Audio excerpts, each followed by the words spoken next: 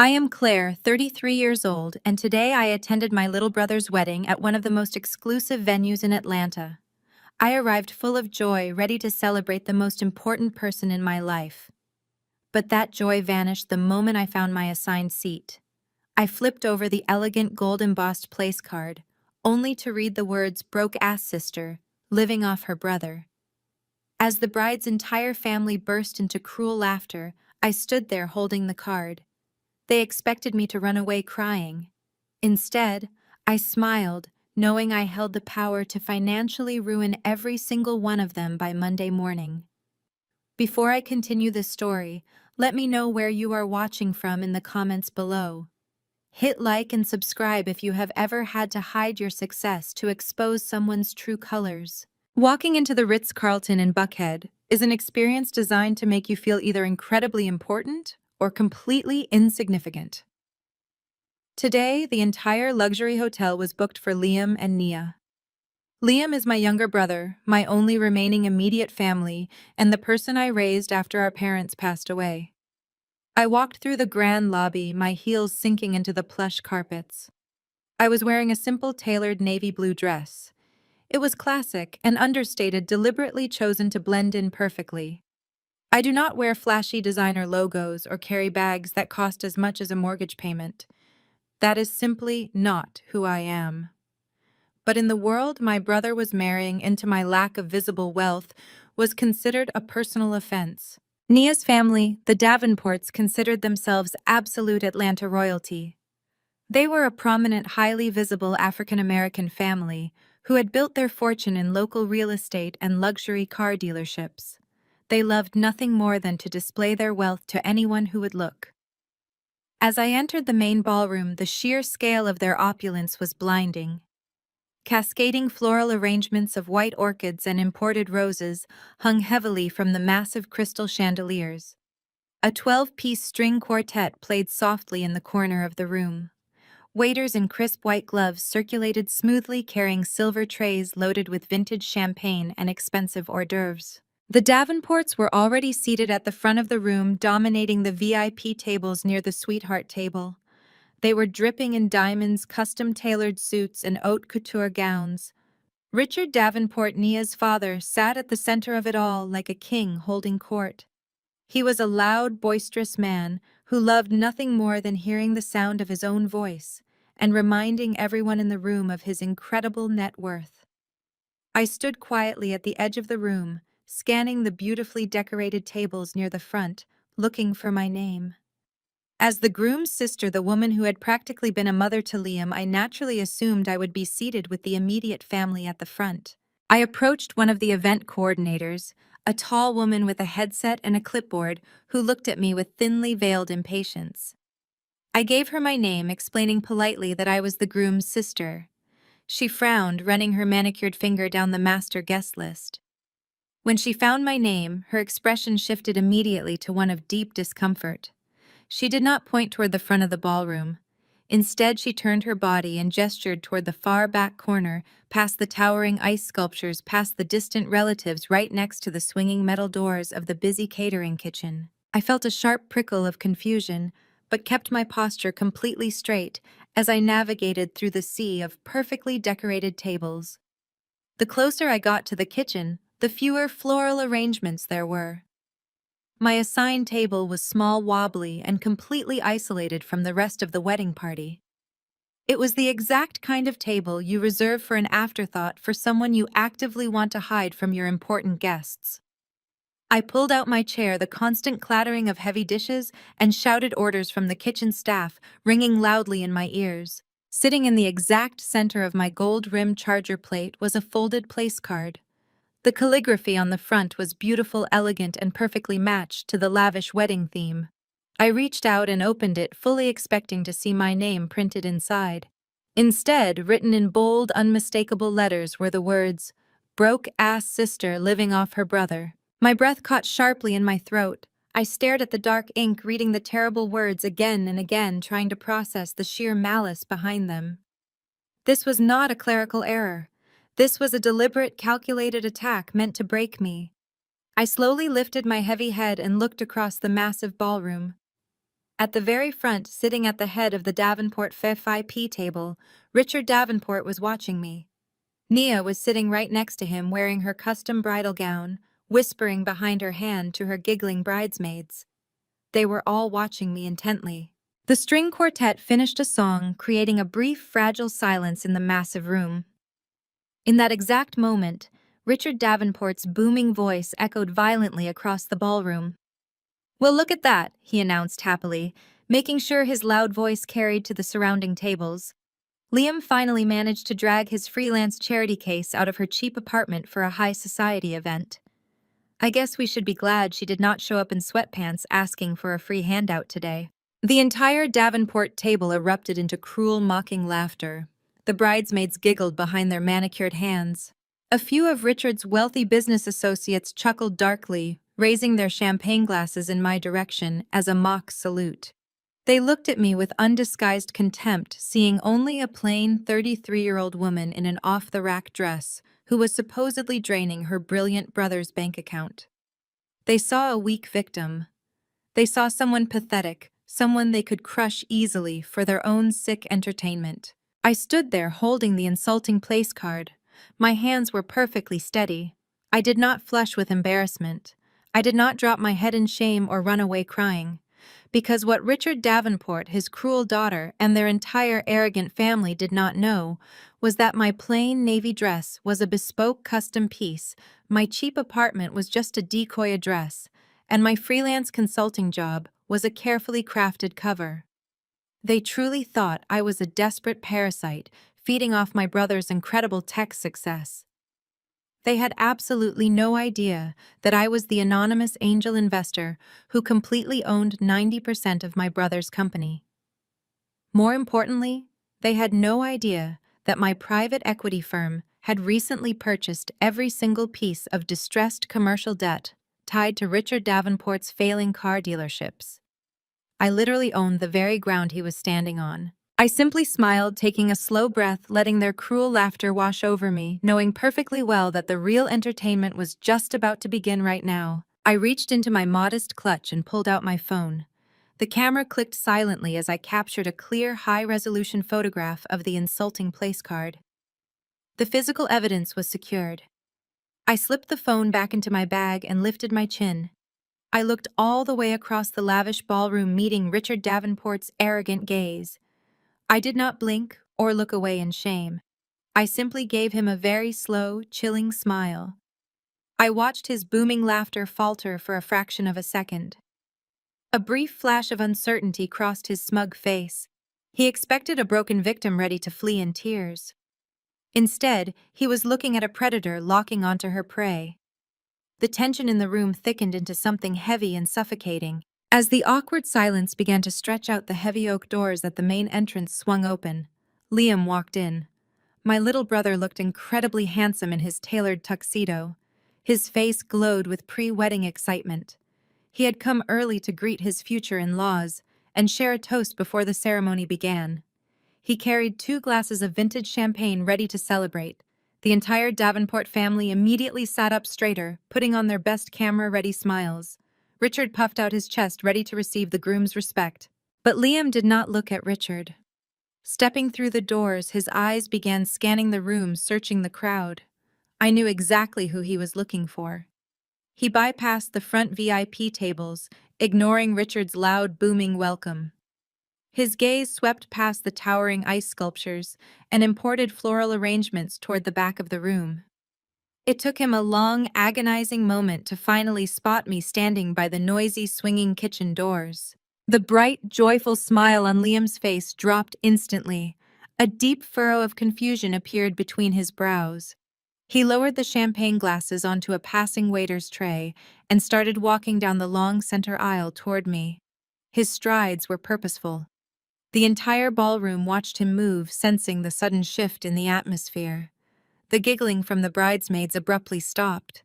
The string quartet played softer. As Liam approached the back corner, his eyes quickly took in the dismal surroundings. He noticed the wobbly table. He noticed the complete lack of floral centerpieces. He noticed the kitchen staff rushing past with trays of dirty glasses. Then his gaze dropped to the table itself. He saw the gold-rimmed charger plate and the elegant cardstock sitting in the very center. I did not try to hide it. I stepped back and let him read the bold black calligraphy. Broke-ass sister living off her brother. I stood silently and watched my brother's face transform. The confusion completely drained away, leaving a ghostly pale shock. He stared at the handwritten insult as if the words were written in a foreign language. His mind struggled to process the sheer audacity of the cruelty laid bare on the table.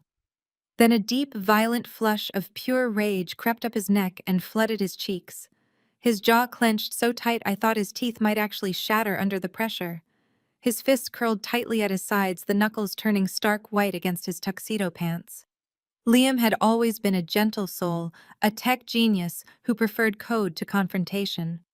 Looking at him in that moment, I saw a dangerous protective fury that I had never witnessed before. He slowly lifted his head and turned his blazing eyes toward the front of the room, locking onto the Davenport family table. Before Liam could utter a single word, the heavy rustle of expensive silk echoed behind him.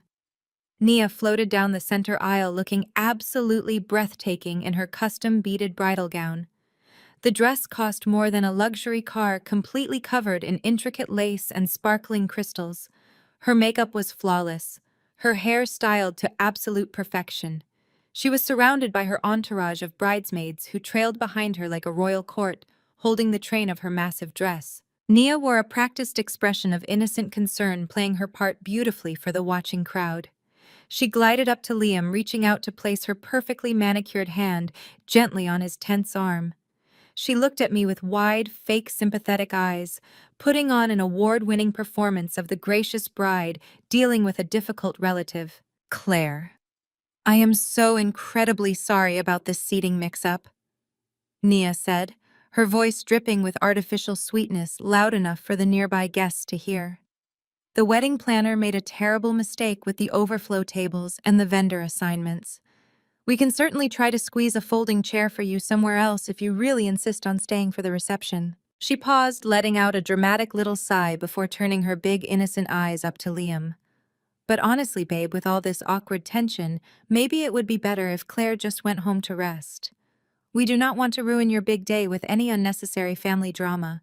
It is supposed to be a celebration of our new life together. I am sure she understands that she does not really fit in with this crowd today. Nia looked up at my brother, fully expecting him to agree. She spent the entire last year slowly and methodically gaslighting Liam, trying to convince him that I was a financial burden, holding him back from joining Atlanta's true upper echelon.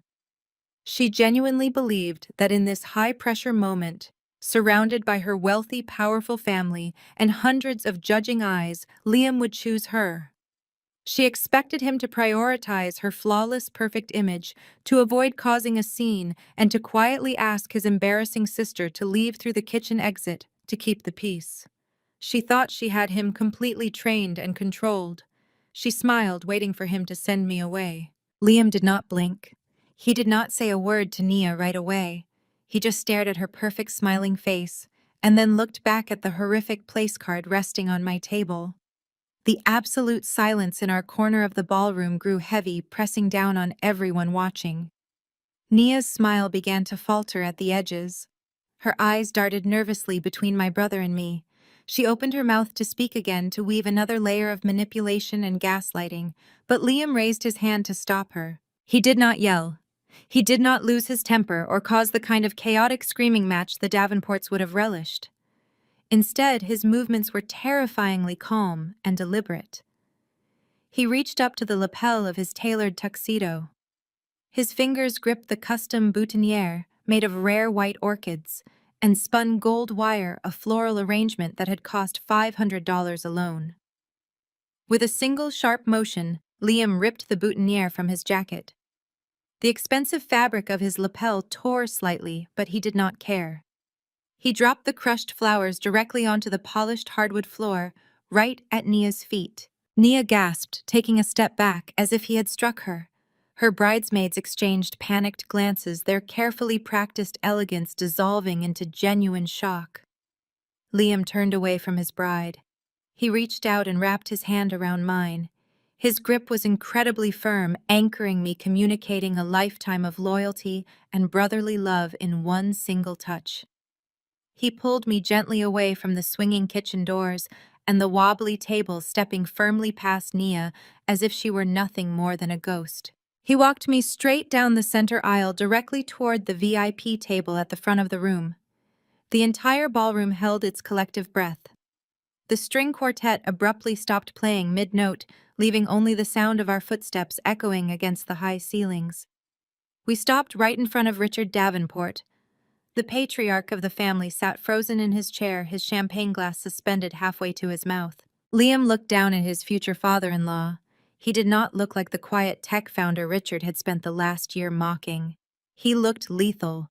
"You just made the dumbest and most expensive move of your life," Liam said. His voice was not loud, but it possessed a deadly calm clarity that carried easily over the silent tables. Richard's face flushed a deep, angry purple. "What did you just say to me, boy?" he sputtered, slamming his crystal glass down so hard the stem nearly snapped. Liam did not flinch. He turned his body slightly so he could address the front half of the ballroom. He projected his voice, ensuring that the first 50 guests, the most important business partners, investors, and high society friends of the Davenport family, heard every single syllable. "The wedding is off," Liam announced. His words struck the room like a physical shockwave. "There will be no ceremony today. Everyone can go home." A collective gasp ripped through the crowd. Guests began whispering frantically to one another, dropping their expensive appetizers and leaning out of their chairs. Nia let out a piercing, horrified scream. She abandoned her poised bridal facade, completely hiking up her massive custom gown and sprinting awkwardly toward us. "Liam, what are you doing?" she shrieked, her face contorted in panic. "Are you crazy? You cannot cancel our wedding.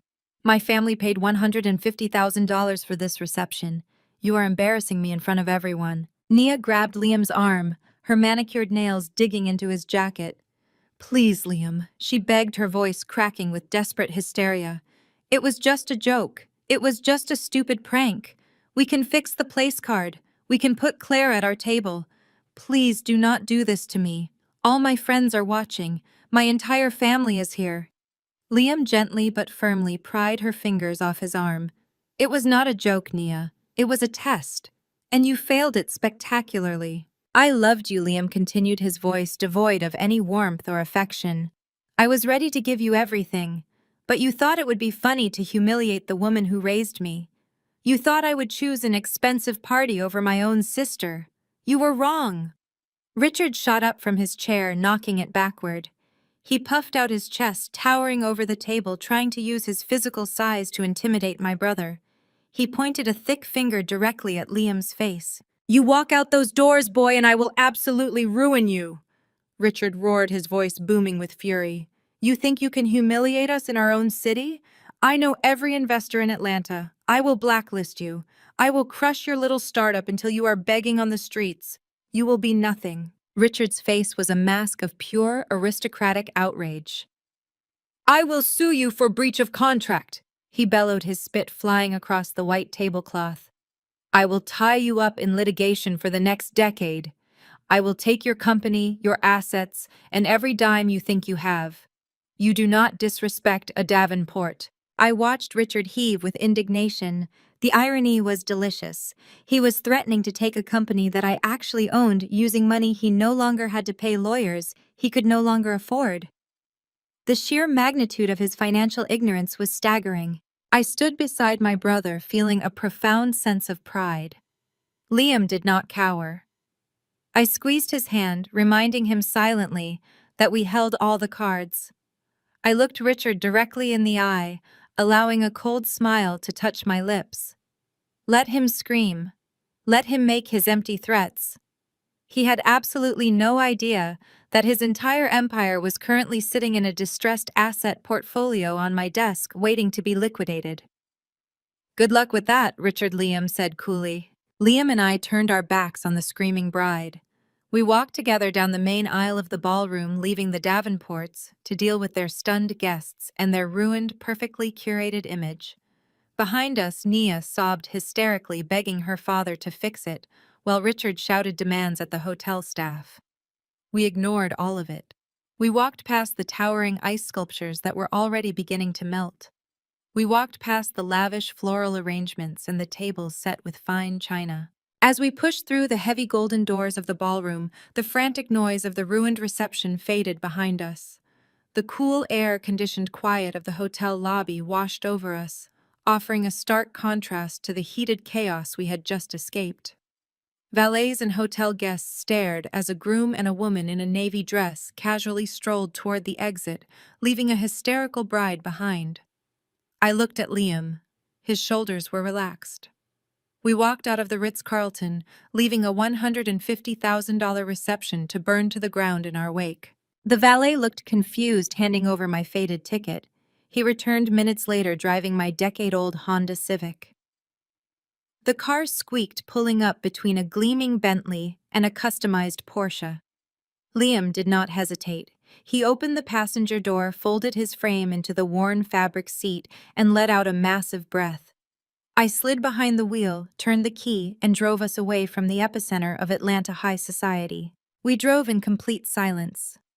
The neon lights of Buckhead flashed, illuminating his exhaustion. He reached over, turning on the radio, letting a jazz station fill the space. He did not ask where we were going. He leaned his head against the window, trusting me completely. That trust was forged in the darkest period of our lives. 15 years ago, a drunk driver ran a red light, shattering our universe. Our parents died instantly, leaving us a mountain of funeral expenses and a meager life insurance policy. I was barely 18. Liam was 15. I became his protector overnight. I took that tiny insurance payout, making a vow Liam would never feel the sting of poverty. I wanted him to focus entirely on his brilliant mind. He was a prodigy writing code while other kids played video games. I shielded him from collection agencies' late notices and the weight of our reality. I worked constantly, sleeping only a few hours a night while studying financial markets. I taught myself how to read balance sheets, spot undervalued assets, and ruthlessly negotiate. Liam grew up believing I was a successful freelance financial consultant. He thought my humble lifestyle resulted from a modest income. He saw the old Honda Civic, the beige sweaters, the tiny apartment on the outskirts of the city, assuming I was scraping by.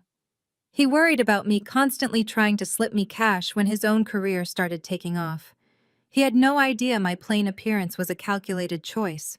It was the ultimate camouflage. In the cutthroat financial districts of Atlanta, I was not a struggling consultant. I was the founder and chief executive officer of Apex Acquisitions. My private equity firm was a phantom entity operating through a labyrinth of shell companies and corporate trusts. We specialized in one highly lucrative sector. We bought distressed commercial debt. We targeted over-leveraged businesses failing real estate portfolios and arrogant moguls borrowing more than they could ever repay. I was the apex predator of the corporate world, swimming silently beneath the surface, swallowing companies whole. I embraced the philosophy of stealth wealth. True power does not need a diamond watch or an imported sports car. True power is walking into a boardroom looking like an unremarkable pedestrian and walking out holding the deed to the entire building. My anonymity was my greatest weapon. People like Richard Davenport dismissed me instantly because I did not flash designer labels. Their blinding arrogance made them incredibly easy to dismantle. By the time they realized who I actually was, my firm already owned their loans, their assets, and their futures. My protective nature over Liam never faded as we grew older. 2 years ago, Liam developed a revolutionary logistics software. His algorithms could optimize global shipping routes, saving corporations hundreds of millions of dollars. He pitched his startup to dozens of venture capitalists in Atlanta, but they all wanted to gut his company.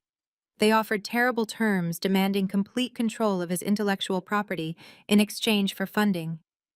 Liam was ready to give up and accept a predatory deal just to get his dream off the ground. I could not let that happen. I instructed my lead attorneys at Apex Acquisitions to create a new blind trust entirely disconnected from my name. Through that anonymous entity, I reached out to Liam, posing as a silent angel investor from out of state. I offered him all the capital needed to scale his operations globally. The terms were highly unusual, but incredibly favorable. The anonymous investor would provide unlimited funding, but required 90% of the voting shares to be held in proxy, ensuring Liam could never be forced out by hostile board members. Liam signed the paperwork, crying tears of joy over the phone, telling me about his mysterious billionaire savior. He never suspected the savior was the sister eating cheap takeout with him on his worn living room couch. Over the past 2 years, his software startup skyrocketed in valuation, turning into a tech unicorn. Liam thought he was a minority shareholder at the mercy of a faceless corporate entity. He had no clue I held those shares specifically to build an impenetrable fortress around him. I kept the truth hidden because I needed him to stay grounded. I wanted him to build his legacy without the corrupting influence of massive unearned wealth. I also knew sudden money attracted parasites. I wanted to see who would gravitate toward my brother when he became a wealthy tech founder. The moment Nia entered his life, waving her elite pedigree like a weapon, I knew my instincts were entirely correct. She saw Liam as a walking ATM. The Honda Civic rattled slightly, merging onto the highway, heading away from the disaster. Liam finally turned his head, looking at me. His eyes were red, but his posture was remarkably steady. I watched him process the betrayal of the woman he loved, the destruction of his wedding, and the harsh reality of the family he almost married into. "You were right," he said softly, his voice barely audible over the hum of the engine. "You were right about her all along." I kept my hands on the steering wheel, focusing on the dark road ahead. "We are going to be fine, Liam," I promised, feeling the immense weight of my hidden empire standing ready to crush anyone who tried to harm him. "We are going to be more than fine." The memory of the first time I met Nia surfaced as we drove through the dark streets. It was exactly 1 year ago. Liam had called me, buzzing with excitement about a woman he had been dating for 2 months. He wanted to bring her to my apartment for dinner. I spent hours cooking, preparing a beautiful meal to welcome the woman who had captured my brother's heart.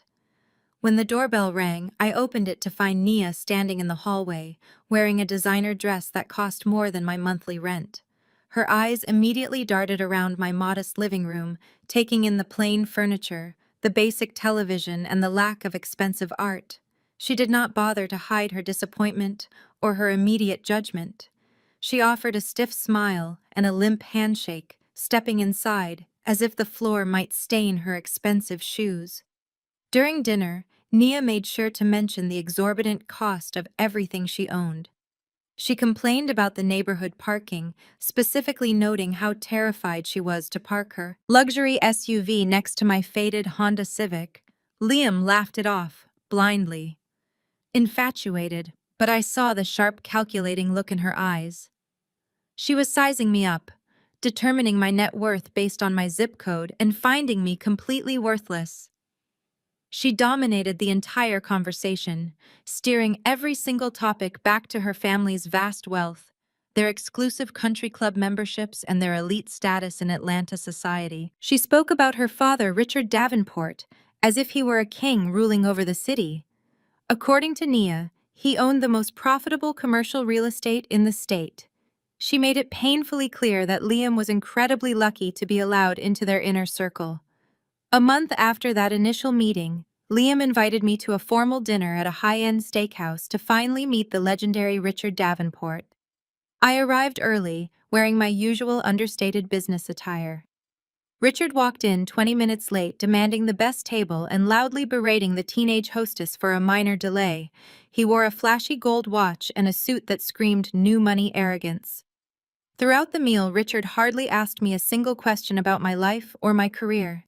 Instead, he launched into a relentless monologue about his vast commercial real estate portfolio and his chain of luxury car dealerships. He bragged endlessly about his golf club memberships, his political connections, and the sheer magnitude of his financial empire. He spoke to Liam like a mentor, lecturing a naive child, claiming Liam needed serious guidance to navigate the treacherous waters of real wealth. Then Richard turned his full attention to me. He leaned across the table, swirling a glass of expensive bourbon. Nia tells me you are struggling with some freelance consulting work, he said, his voice dripping with heavy condescension. It is tough out there for people without a solid foundation or a proper degree. I have a lot of administrative roles opening up at my dealerships. I could offer you a secretary position out of pity. Of course, it would give you a steady paycheck, so you stop relying on Liam so much. We want Liam focused on his startup, not carrying dead weight. The sheer arrogance of the offer was astounding. The man sitting across from me was offering a minimum wage clerical job to the chief executive officer of the private equity firm that was currently analyzing the systemic vulnerabilities in his own corporate structure. I maintained perfectly polite eye contact, never letting my calm facade crack. "I appreciate the generous offer, Richard," I said smoothly, taking a sip of water, "but my consulting work keeps me quite busy. I am managing a very specific portfolio right now." Richard scoffed, waving his heavy hand dismissively. "Suit yourself. Just remember the offer when you get tired of scraping by in that tiny apartment." Nia took her father's cue and escalated her aggressive campaign against me. She started planting toxic seeds in Liam's mind, attempting to isolate him entirely from his only remaining family. She would casually drop comments during their dates, suggesting that my lack of ambition was a heavy anchor tied around his neck. She told him repeatedly that if he wanted to be taken seriously by the Atlanta elite, he needed to distance himself from relatives who dragged down his personal brand. She framed her malicious words as genuine concern for his logistics. "Startup investors look at your entire background, Liam," she would whisper during family gatherings, ensuring I was just out of earshot. "Having a sister who lives in a cheap neighborhood and drives a junk car makes you look unstable. You need to show these venture capitalists you belong in our world. You cannot keep carrying her financial burdens forever. It makes you look weak." Liam fought back at first. He defended my sacrifices, reminding Naya how I had raised him after our parents died. He told her about my tireless support. But Nia was a master manipulator. She twisted his loyalty, making him feel terribly guilty for wanting to build his own future. She insisted that true love meant leaving the past behind and embracing the high society life her powerful family could provide. She constantly gaslighted him, turning his deep gratitude toward me into a perceived weakness that needed to be eradicated. She wanted complete, undisputed control over his life, his finances, and his rapidly growing company. She systematically isolated him, making him believe her family was his only ticket to success. I watched this psychological warfare unfold in silence, knowing perfectly well that her entire reality was built on a crumbling mountain of corporate debt. I simply allowed them to continue their performance. Every insulting comment, every arrogant boast, every attempt to belittle my existence was carefully noted and filed away in my memory. They completely failed to realize their impending financial execution was drawing closer every single day now. That impending execution began the very morning after my insufferable dinner with Richard Davenport. I walked into the sleek, glass-enclosed headquarters of Apex Acquisitions, dropping my modest facade the moment the private elevator doors closed. My downtown office occupied the entire top floor of a towering skyscraper offering a panoramic view of the city skyline. It was a stark contrast to the basic apartment Liam thought I spent my days in. I immediately called my chief risk officer into my private boardroom. I handed him a single piece of paper with the names of Richard's luxury car dealerships and his commercial real estate holding companies. I gave one simple directive: tear his financial history apart and bring me every single piece of dirt you can find. I wanted to know exactly what was funding the arrogant boasts of the man who had just offered me a minimum wage secretarial job out of fake pity. Within 48 hours, my intelligence network delivered a comprehensive dossier that completely shattered the grand Davenport facade. Richard was not a titan of Atlanta industry. He was a desperate man treading water in a vast ocean of toxic liabilities. The thick file resting on my mahogany desk revealed a terrifying financial reality. Richard had aggressively cross-collateralized his assets, borrowing against his flagship dealerships to fund highly speculative commercial real estate ventures. When the market shifted, those properties lost value rapidly. He was currently bleeding cash using predatory high-interest loans simply to cover the minimum monthly payments on his existing debts. His entire empire was a spectacularly fragile house of cards, waiting for a stiff breeze to knock it down completely. The financial audits showed that Richard was barely 3 months away from total insolvency. The banks were already preparing default notices for his two most profitable luxury auto dealerships. He was masking this impending doom by maintaining an extremely flashy lifestyle, leasing new vehicles, hosting lavish parties, and throwing around cash he did not actually possess. The Davenport family elite status was nothing more than a carefully curated illusion. They were broke. They just wore expensive suits to hide the deep panic settling into their bones. This discovery explained everything about Nia and her sudden intense obsession with my brother. Liam was not just a romantic partner to her, he was a highly lucrative exit strategy. Richard had undoubtedly recognized the explosive growth potential of Liam's logistics software startup. A tech unicorn entering the public market would generate hundreds of millions of dollars in liquid capital. A sudden injection of that kind of wealth into the Davenport family through marriage would easily pay off Richard's massive debts and save his crumbling empire. Nia was not marrying for love. She was executing a calculated financial bailout for her father under the guise of a high society romance. I could have warned Liam right then. I could have dropped the financial dossier on his coffee table and shattered his illusion of the perfect bride. But I knew my brother. He was fiercely loyal and deeply in love. If I attacked Nia with unverified accusations of gold digging, he would instinctively defend her. Nia had already planted toxic seeds of doubt in his mind, framing me as a jealous, bitter sister who wanted to hold him back. A direct confrontation would only push him further into her manipulative grip. I needed undeniable proof of her malicious intent.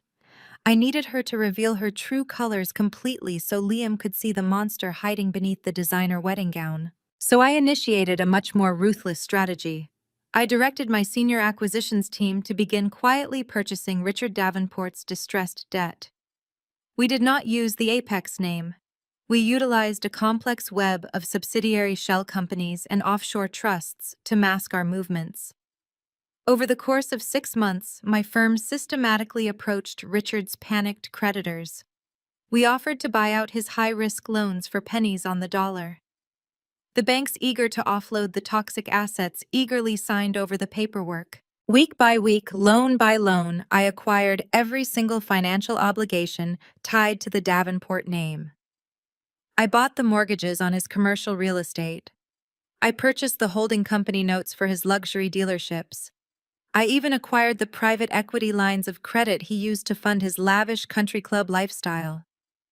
By the time Nia and Liam announced their official engagement, I had become Richard Davenport's sole creditor. I legally owned his entire existence. With a single phone call, I could freeze his accounts, seize his properties, and force him into involuntary bankruptcy. He was completely at my mercy, and he was utterly oblivious to the danger hovering right above his head. I chose to remain absolutely silent. I locked the debt portfolios in my secure vault and continued playing the role of the impoverished, struggling sister. I wore my faded sweaters, drove my old Honda Civic, and endured their endless stream of condescending remarks with a polite smile. Every time Nia mocked my apartment, I thought about the foreclosure notices sitting on my desk. Every time Richard bragged about his vast wealth, I calculated exactly how many days he had left before I liquidated his beloved dealerships. My silence was a deliberate, calculated test. I wanted to give Nia every opportunity to prove me wrong. I wanted to see if she possessed even a shred of genuine affection for my brother. If she treated Liam with respect and showed true partnership, I was prepared to quietly restructure Richard's debt and allow the family to survive. I was willing to sacrifice my own pride for my brother's happiness. But Nia and Richard failed the test at every conceivable turn. Their greed only amplified as the wedding approached. They pushed harder, attempting to isolate Liam completely, demanding absolute control over his finances while treating me like an infectious disease. They dug their own financial graves deeper with every cruel comment. I watched them construct their own demise, gathering the ultimate leverage I needed for the perfect execution. The true depth of their malicious behavior revealed itself during the official engagement party 2 months before the wedding. Richard rented the grand ballroom of the Piedmont Driving Club, a notoriously exclusive venue in Atlanta, requiring staggering membership fees. It was a blatant display of wealth, designed to intimidate anyone outside their tax bracket. I arrived wearing a simple charcoal gray sheath dress tailored perfectly, but lacking any designer branding. I drove my faded Honda Civic to the grand entrance, handing the keys to a bewildered valet who treated the vehicle like a bag of garbage. I smiled politely, walking up the sweeping marble staircase. The ballroom dripped in excessive luxury. Waiters circulated with silver trays of caviar and imported truffles. Nia held court in the center of the room, surrounded by her 4 bridesmaids. They all wore shimmering custom cocktail dresses that screamed desperate new money. As I approached to offer my congratulations, the entire group stopped laughing. Nia looked me up and down, her eyes lingering intentionally on my unbranded dress and simple heels. Her lead bridesmaid, a tall woman dripping in diamonds, let out a loud snort. "Oh, wow," the bridesmaid said, her voice carrying easily over the jazz music. "I did not realize we were allowing off the rack department store outfits tonight. Did you lose your actual invitation, Claire, or did you just decide to come dressed for a corporate seminar?" Nia placed her hand on her friend's arm, feigning a scolding tone, but her eyes danced with cruel amusement. "Be nice," she purred. "Not everyone has the budget for high fashion. Claire is doing the best she can with her limited resources. We should just be glad she managed to scrape together enough gas money to make it across town." I did not flush with anger or defend my clothing choices. I simply offered a polite, flat smile. "Thank you for the warm welcome, Nia," I said, my voice perfectly even. "The party looks incredibly expensive. Your father must be stretching himself very thin to pull this off." Nia rolled her eyes, missing the lethal double meaning of my words entirely. "My father is a titan, Claire," she sneered. "A party like this is basically pocket change to him. Enjoy the free food. Just try not to pack any in your purse for later." With a dismissive wave, she turned her back on me, resuming her loud conversation. I walked away feeling a deep sense of satisfaction. Her Titan father had actually paid for this engagement party using a high-interest commercial credit line. I knew this for a fact because my private equity firm had acquired that specific credit line 3 weeks ago. Every sip of champagne Nia and her friends took was technically financed by me. The sheer irony was delicious enough to satisfy my appetite. I navigated the ballroom to find my assigned seat. The seating chart directed the Davenport family and Liam to a raised VIP platform at the front. I scanned the tables, expecting a placement toward the back, but could not find my name anywhere in the main dining area. The event coordinator checked her master list and sighed heavily. She led me away from the sparkling chandeliers, walking past the final row of guests, past the audio-visual equipment, and stopped near a narrow hallway leading directly to the service kitchen. There, tucked away in a dark corner next to the swinging metal doors, was a small round table. It was not decorated with floral centerpieces or crystal glassware. It was occupied by 3 members of the catering staff, taking their designated break, and the audio engineer managing the microphones. My place card rested on the edge of the table next to a stack of extra napkins. Nia had literally seated me with the hired help. I pulled out a chair and sat down. One of the catering staff offered me a sympathetic look, sliding a glass of sparkling water across the table. I thanked him, taking a slow sip. From my hidden vantage point, I had a perfect view of the entire ballroom.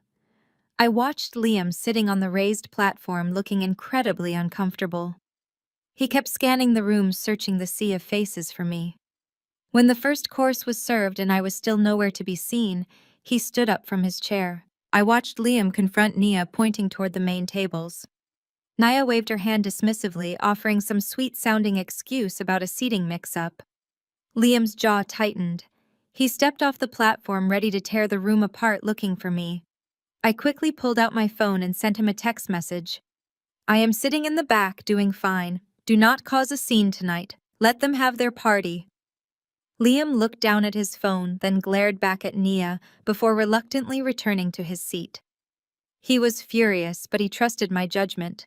As dinner concluded, the toast began. The master of ceremonies announced a curated list of speakers. Richard Davenport went first, delivering a booming monologue about his own success disguised as advice for the couple.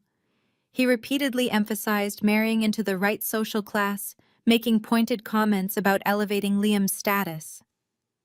Several of Nia's uncles took the microphone next, followed by the lead bridesmaid, who spent 10 minutes detailing Nia's expensive tastes and high society adventures. I sat in the shadows, sipping sparkling water, waiting for the final speaker. Traditionally, the groom's family offers a toast welcoming the bride. As Liam's only living relative, that responsibility belonged entirely to me. My name was never called. The master of ceremonies wrapped up the speeches and invited everyone to the dance floor. Nia had deliberately erased me from the program, ensuring my voice would not be heard in front of her elite guests. Liam stood up, grabbing a microphone from the nearby stand, clearly intending to hand it to me or make his own speech defending my absence. I caught his eye across the massive ballroom. I shook my head once, a tiny, almost imperceptible movement. I raised my glass of sparkling water in a silent toast directly to him. Liam froze, holding the microphone tight. He understood the silent command. I was telling him to stand down, to let them play their cruel games, to let them build their arrogant narrative. I leaned back in my chair, watching the Davenport family celebrate their manufactured superiority.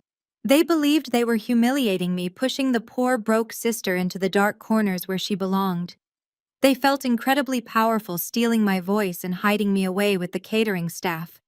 They had absolutely no idea that the quiet woman sitting in the shadows, drinking sparkling water out of a plain glass, held the power to eradicate their entire generational wealth with a single signature. I watched them laugh and dance, bathing in the warm glow of their borrowed money. I did not feel humiliated or angry. I felt absolute lethal calm. Every insult, every slight, every deliberate attempt to diminish my existence was just another nail in the financial coffin they were so eagerly digging for themselves. I let them dig. I let them dig as deep as they possibly could. 2 weeks after the engagement party, the real financial ambush began. It was a rainy Tuesday evening when Liam showed up unannounced at my modest apartment. He looked completely exhausted, dark circles forming under his eyes, and his shoulders slumped under the weight of an invisible burden. He walked into my small kitchen, bypassed the coffee maker, and dropped a thick, heavy manila folder directly onto my worn dining table. The loud thud of the paper echoed in the quiet room, making me jump slightly. "What is this?" I asked, keeping my voice perfectly steady as I poured him a glass of cold water. Liam rubbed his temples, looking like a man trapped in a corner. "It is a prenuptial agreement," he said quietly. "Nia presented it to me this afternoon over lunch. Her family lawyer, a guy named Donovan, drafted the entire thing. Nia told me it is just standard protocol for prominent Atlanta families. She said her father insists on it to protect the Davenport legacy, and that I should just sign it quickly so we can move on with the wedding planning and venue selection." I sat down across from my brother and pulled the heavy folder toward me. The glossy cover bore the embossed logo of a high-powered downtown law firm known for aggressive litigation. I opened the document and immediately recognized the predatory structure of the legal formatting. This was not a standard agreement designed to protect two equal partners entering a marriage. This was a financial guillotine. Liam sighed heavily, leaning back in his chair. "She cried, Claire. She sat in the restaurant and cried, saying she hates dealing with legal paperwork, but her dad is forcing her hand. She told me that if I really loved her, and if I truly believed our marriage would last forever, signing a piece of paper should not matter at all. She said it is just a formality to keep the older generation happy. I want to make her happy. But something about the way Donovan pushed a pen across the table felt entirely wrong. I told them I needed you to look it over first. Nia must have absolutely hated that I noted flipping through the first 10 pages. Liam let out a hollow laugh. She threw a massive fit. She asked why I needed my freelance sister to review a complex legal document when Donovan charges $1,000 an hour to provide top-tier legal counsel. She tried to make me feel stupid for doubting her family. But I trust you, Claire. You always spot the small details I miss. I smiled warmly at him, touched by his unwavering loyalty, despite the constant gaslighting he endured from that family. I adjusted my posture and began reading the document with the precision of a corporate predator. Donovan was indeed a slick attorney burying the most dangerous stipulations deep within a labyrinth of convoluted terminology and cross-referenced clauses. He designed the contract to exhaust a layman, hoping Liam would just skip to the final signature page out of sheer frustration and emotional exhaustion. But I was not a layman. I navigated corporate acquisitions worth hundreds of millions of dollars before my morning coffee. I traced my finger down page 42 and found exactly what I was looking for. The first trap was buried under a section labeled Marital Asset Consolidation. I looked up at Liam, my expression hardening. Liam, do you know what a share transfer execution is? He frowned, shaking his head. Not exactly. Nia said something about combining our bank accounts to make buying our future house much easier. I tapped the thick paper with my index finger. This clause right here dictates that upon the legal solemnization of your marriage, you are required to immediately transfer exactly 50% of your startup founder shares directly into Nia's name. Not 50% of the profit, Liam. 50% of the actual voting equity. The second you say, I do, she gains total control over half of your life's work. Liam stared at me, his jaw dropping open. He leaned across the table, pulling the document closer to read the dense paragraph for himself. But my company is scaling, he said, his voice rising in panic. We are preparing for a major funding round. If she takes half my shares, she could override my operational decisions. She could force a sale. She could fire my entire executive team. She could do whatever she wants, I confirmed coldly. And based on Richard Davenport's current financial desperation, I can guarantee they plan to liquidate your shares immediately to inject cash into their own failing businesses. They view your logistics software as a giant piggy bank waiting to be smashed open. Liam looked visibly sick. He pushed the folder away as if the paper itself were contaminated.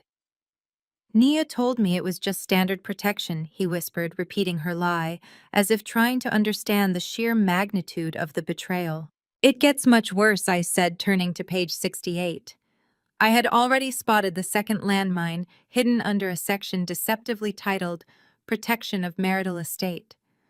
I read the paragraph twice to ensure I fully grasped the spectacular audacity of the Davenport family. Nia and Donovan did not just want to steal Liam's company. They wanted to ensure I would starve in the process. This section outlines mandatory restrictions on outward capital flow, I explained, keeping my tone completely clinical to mask the rising fury in my chest. It explicitly states that any financial support, monetary gifts, or asset transfers to your immediate extended family must be unanimously approved by your spouse. If you violate this clause, it triggers an immediate breach of contract, penalizing your remaining corporate shares. Liam blinked, trying to process the aggressive legal translation. What does that mean in plain English? It means you are legally barred from ever giving me a single dime, I stated plainly. If I get sick, if I lose my apartment, if I end up on the street, you are contractually prohibited from helping me without Nia's written permission, which she will obviously never grant. They are cutting me off from you permanently. They want to ensure I remain the broke, helpless sister they can mock at dinner parties while they feast on your hard-earned wealth. The silence in my kitchen was deafening. The only sound was the rain hitting the window pane outside.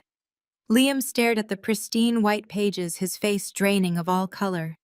The illusion of his perfect, loving bride shattered completely right there at my worn dining table.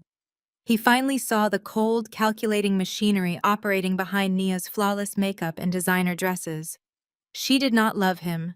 She was executing a hostile takeover of his entire life. Liam slammed his hand against the worn wood of my dining table so hard the water glass rattled. He pushed the heavy manila folder away in absolute disgust. He stood up abruptly, knocking his chair backward onto the linoleum floor. He began pacing the small footprint of my kitchen, running his hands through his hair as the reality of the betrayal crashed over him. His breathing turned ragged. He reached into his pocket and pulled out his phone, his thumb hovering over the screen.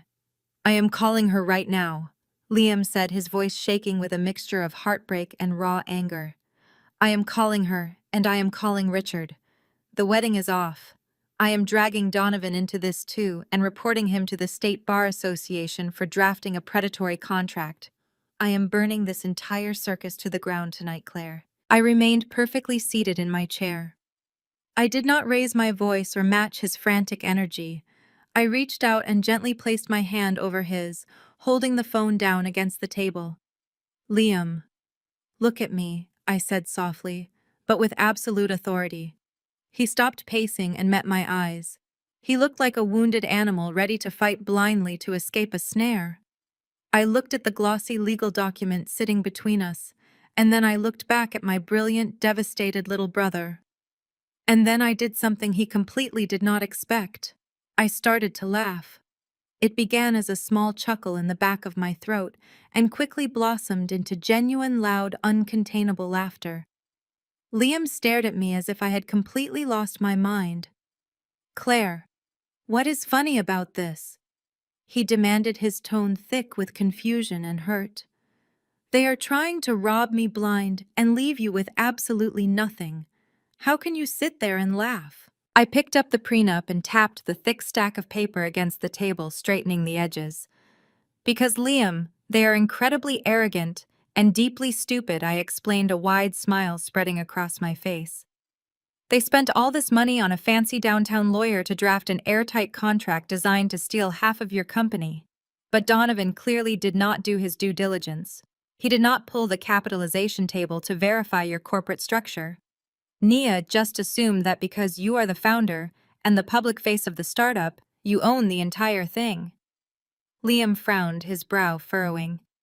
"I do own it," he argued. "I mean, the angel investor owns the massive equity stake, but I am the founder." I leaned forward, folding my hands together, resting them on top of the predatory contract. "Liam, who exactly do you think the anonymous angel investor is?" I asked, my voice dropping to a calm, steady rhythm. "Who do you think wired you millions of dollars through a blind trust requiring 0 board seats but maintaining 90% of the voting shares to protect you from hostile takeovers? Who do you think believed in your algorithms enough to risk an absolute fortune but wanted to stay completely hidden so you could build your own legacy?" Liam froze. His eyes widened, expanding with a sudden earth-shattering realization. He looked around my modest apartment, taking in the cheap furniture, the faded rugs, the tiny kitchen. Then he looked back at me, sitting there in my plain sweater, radiating the kind of absolute confidence that only comes from immense, hidden power. "No," he whispered, the word escaping his lips like a breath of air. "You. It is you. You are the angel investor." I nodded slowly, confirming the truth I had guarded for 2 years. "Yes, Liam. It is me. Through a subsidiary of my private equity firm, Apex Acquisitions, I own 90% of your logistics software startup. You own 10%. I deliberately structured the proxy shares to ensure you maintained total operational control, but legally, your personal equity is capped at 10%. Liam collapsed back into his chair, his legs giving out completely. He stared at me, processing the magnitude of the deception I had maintained to protect him. "You are sitting on hundreds of millions of dollars," he stammered. "And you drive a broken-down car. You let Nia insult your clothes. You let Richard offer you a minimum wage job." "Why?" "Because I wanted to see their true faces," I answered cleanly. "And tonight, thanks to this magnificent legal document, they have shown us exactly who they are. Do you understand the math here, Liam? Nia is demanding 50% of your shares upon marriage. She thinks she is getting half of a tech unicorn. But 50% of your 10% is just 5% of the overall company. It carries absolutely 0 voting power, 0 leverage, and 0 ability to force a sale. She is demanding half of a slice of the pie while I own the entire bakery. A brilliant smile formed on his face. The heartbreak vanished, replaced by a sharp, cunning realization. He looked at the prenup, no longer seeing a weapon, but a spectacular joke. She is trying to orchestrate a hostile takeover of a company she does not even realize you control. He laughed. She is going to sign a legally binding document that exposes her pure greed for a microscopic piece of non-controlling equity. Exactly. I smiled, matching his energy. If you sign this document, it proves beyond a shadow of a doubt that her only intention was to isolate you and hoard your wealth. She locks herself into a corner she can never escape. So what do we do? Liam asked, his eyes shining. I slid a pen across the table.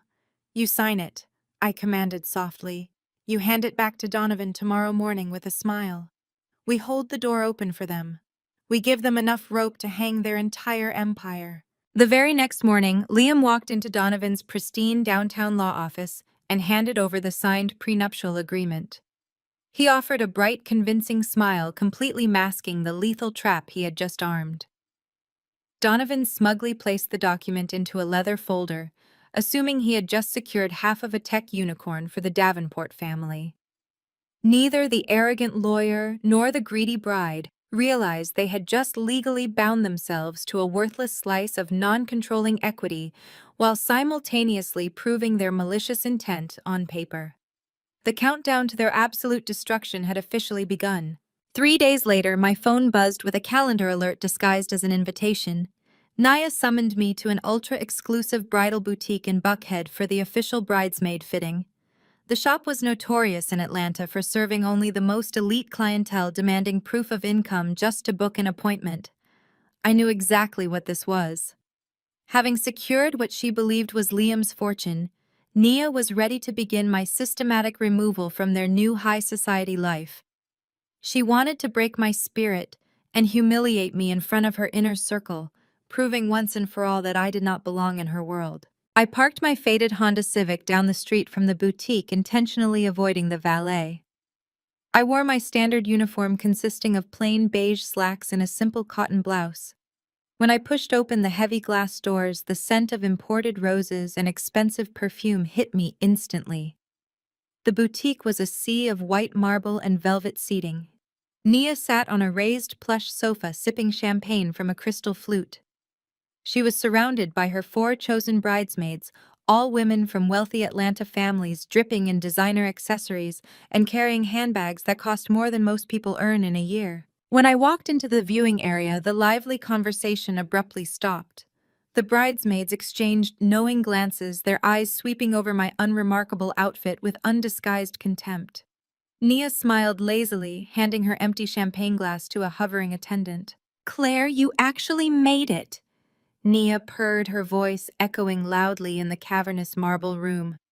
"I was worried you might have to pick up an extra shift today to afford the gas. But I am so glad you are here.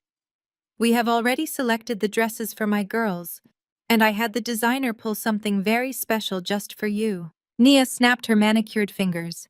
A boutique assistant scurried forward, carrying a garment bag. She unzipped the bag and pulled out the dress. The bridesmaids immediately stifled their laughter behind their hands.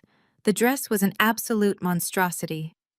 While the other women were trying on sleek modern gowns in a stunning shade of champagne gold, the dress chosen for me was a hideous swamp green. It featured excessive cheap-looking ruffles at the shoulders, a poorly constructed bodice that would flatter no one, and a hemline that looked actively absurd. It was an intentional, glaring visual insult designed to make me look like a clown standing next to royalty in the wedding photos. "I think the color perfectly complements your everyday aesthetic," Nia said, offering a smile that was pure venom. "It really highlights your unique background. Do you not agree, girls?" The bridesmaids nodded eagerly, chiming in with fake compliments about how the swamp green really suited my complexion. I stood perfectly still, maintaining my calm demeanor. I did not flush with embarrassment or raise my voice. I looked at the terrible dress and then looked directly into Nia's eyes. "It is certainly a bold choice, Nia," I said, my voice smooth and unbothered. "I am sure it will make quite a statement in the wedding album." Nia's smirk deepened. She gestured for the boutique owner, a stern-looking woman with a tablet, to step forward. I am so glad you like it, Claire, Nia said, crossing her legs. Because it is a custom rush order. The designer had to work overtime to accommodate your unique measurements.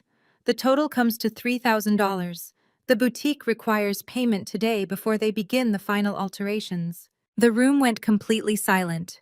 $3,000 for a hideous dress was a ransom demand, plain and simple. Nia watched me with hungry, anticipating eyes. She was waiting for the panic to set in. She wanted me to gasp at the price tag. She wanted me to pull her aside and beg for a cheaper option. Most of all, she wanted me to break down and admit I did not have the money, forcing me to call Liam in tears so she could intercept the call and mock my financial dependence. She had engineered this entire moment to establish her absolute dominance. Well, Claire, Nia prompted, holding out her hands in a gesture of fake sympathy. If it is too steep for a freelance consultant, I completely understand. I could call Liam right now and ask him to bail you out again. I am sure he would not mind dipping into his savings to cover his sister's basic expenses. After all, we are about to share a bank account anyway.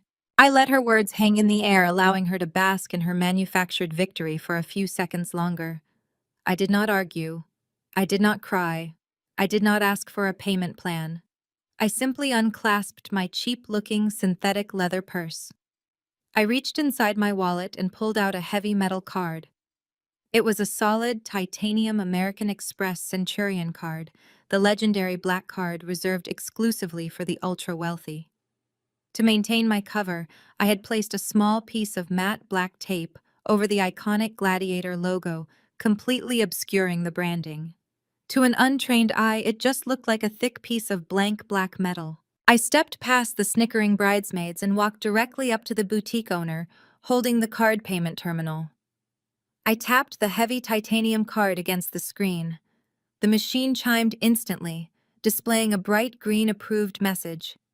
I had just effortlessly authorized a $3,000 transaction, without checking a balance, without transferring funds, and without a single moment of hesitation. The boutique owner stared at the terminal in shock, recognizing the distinct heavy clink of a titanium Centurion card hitting her machine.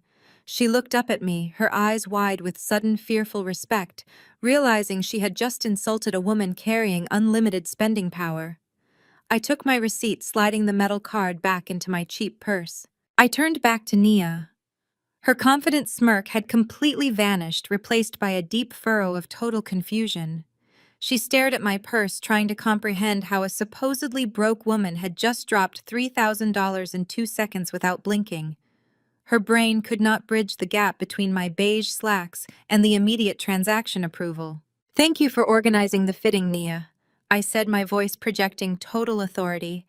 "I will leave the alterations in your capable hands. I have an afternoon meeting I cannot miss. Enjoy the champagne." I turned my back on the silent room and walked out the glass doors.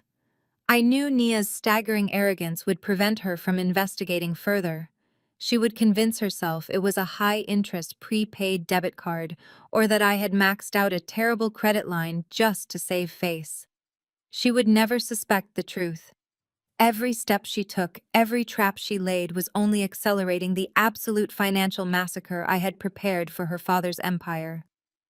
I drove my Honda Civic back to my corporate headquarters, ready to execute the next phase of their destruction. 2 weeks later, the next phase of Nia's calculated social warfare commenced. She summoned me to Savannah for her official bachelorette weekend. The destination was an ultra-exclusive luxury resort, renowned for its pristine private beaches and staggering nightly rates. I knew she only extended the invitation to use me as a convenient punching bag in front of her high society friends. I packed my usual canvas duffel bag with basic cotton shirts and sensible shoes, intentionally leaning into the impoverished aesthetic she despised. When I arrived at the grand marble lobby, the concierge immediately looked at my faded luggage with deep suspicion. Nia and her entourage of 6 bridesmaids were already lounging by the infinity pool, taking endless photographs for their social media accounts. They wore matching custom silk robes, holding crystal flutes of imported champagne. When I approached the cabana, the loud chatter died instantly. Nia looked me up and down, her lips curling into a sharp sneer. Claire, you made it, she announced loudly, ensuring the neighboring cabanas could hear. We were just discussing whether your old car would survive the highway drive down here. Grab a towel and find a spot in the corner. We have a very busy itinerary. For 3 agonizing days, I endured their relentless psychological games. Nia treated me like an unpaid personal assistant. She ordered me to fetch fresh towels, hold her oversized sunglasses, and run back to the lobby whenever she needed a new drink. During our group dinners at the luxury Michelin-starred restaurants, the bridesmaids would intentionally order the most expensive items on the menu. They feasted on white truffles, rare caviar, and bottles of vintage wine that cost thousands of dollars. They purposefully excluded me from every conversation, rolling their eyes whenever I attempted to speak. I sat quietly eating my simple salad, maintaining my perfectly calm exterior. I watched them gorge themselves on luxury, oblivious to the trap they were eagerly walking into. The grand finale of her malicious plan unfolded on Saturday evening. It was our final night at the resort. Nia instructed everyone to dress in their most glamorous outfits for a final toast at the main resort bar before heading out to a private VIP club in downtown Savannah. I wore my plain charcoal dress, sitting quietly at the end of the long mahogany bar. Nia and her friends gathered at the center, ordering a final round of top-tier champagne. They laughed loudly, toasting to Nia's impending marriage and her future wealth. After finishing her glass, Nia turned to me with a sickly, sweet smile. "Claire, be a dear and hold our table," she commanded. "The girls and I are just going to run up to the bridal suite to touch up our makeup before the club. We will be right back." I nodded, watching them walk away. They piled into the elevator, a cloud of expensive perfume and giggles. I sat alone at the bar, waiting. 10 minutes passed, then 20. After 30 minutes, I noticed the bartender watching me with a mixture of pity and professional concern. He wiped down the counter and slowly approached my stool, holding a thick black leather folio. "Excuse me, ma'am," he said politely. "The rest of your party requested that I bring the master portfolio to you. They informed the front desk that you had generously volunteered to settle the entire account for the weekend." He placed the heavy leather folder on the polished wood in front of me. I opened it, keeping my face completely blank. The itemized receipt was 4 pages long. It detailed 3 days of presidential suite upgrades, intensive spa treatments, premium room service, and thousands of dollars in high-end alcohol. The grand total, printed in bold black ink at the bottom of the final page, was exactly $25,000. Nia had deliberately abandoned me. She and her bridesmaids had sneaked out through the service elevator and bypassed the lobby, completely heading straight to their VIP club. She dumped a devastating financial bomb in my lap, expecting total, absolute destruction. Right at that exact moment, my phone vibrated in my purse. It was a text message from Liam. He had forwarded a long, dramatic message he just received from Nia. I read her toxic lies glowing on my screen. "Liam, I am so embarrassed and heartbroken. Claire had a few drinks and started bragging loudly to my friends about how she was going to pay for the entire bachelorette weekend as her special wedding gift to us. She insisted on holding the master bill. But now the resort manager just called me, saying her card declined, and she is causing a massive screaming scene in the lobby. She is making me look like a fool in front of my elite friends. Please, Liam, you have to talk to her and finally cut her off. She is unstable, and she is dragging our reputation through the mud. You cannot keep letting your broke drama causing sister ruin our lives." I stared at the message, feeling a deep, profound sense of satisfaction. Nia thought she had engineered the ultimate checkmate. She believed this $25,000 bill would trigger a humiliating public breakdown. She expected me to call Liam, sobbing hysterically, begging him to rescue me from the resort security team. She wanted to force his hand, using my manufactured public meltdown as the undeniable proof that I was a toxic liability. She wanted Liam to sever our bond forever out of pure embarrassment. She wanted to prove her absolute dominance. I did not panic. I did not call Liam begging for a financial lifeline. I did not shed a tear. I looked at the anxious bartender who was silently bracing for an argument. I smiled, closing the heavy leather folio. I simply handed him my card to settle the enormous tab without a second thought. The arrogance of the Davenport family was a breathtaking spectacle to witness. I watched the bartender reach for the heavy titanium card, but before his fingers could brush the metal, I placed my hand firmly over it. I slid the card back toward my purse. He looked at me with confusion, a flicker of panic in his eyes. He opened his mouth to politely inform me the bill needed to be settled. I held up one finger to stop him reaching into my pocket for my cell phone instead. I am not going to pay this bill, I told him calmly. I am going to have it completely erased. I dialed an unlisted number routing directly to the executive offices. Vincent Pierce, the regional general manager, answered on the second ring, sounding deeply annoyed at being disturbed late on a Saturday evening. "This is Claire from Apex Acquisitions," I said, leaning comfortably against the mahogany bar. "I am currently sitting in the main lounge of your Savannah property, staring at a $25,000 bar tab that I find highly irregular. I suggest you come down here immediately." The silence on the line was absolute. Vincent knew exactly who I was. 6 months ago, Apex Acquisitions bought the parent company owning this exact resort. I was the majority shareholder.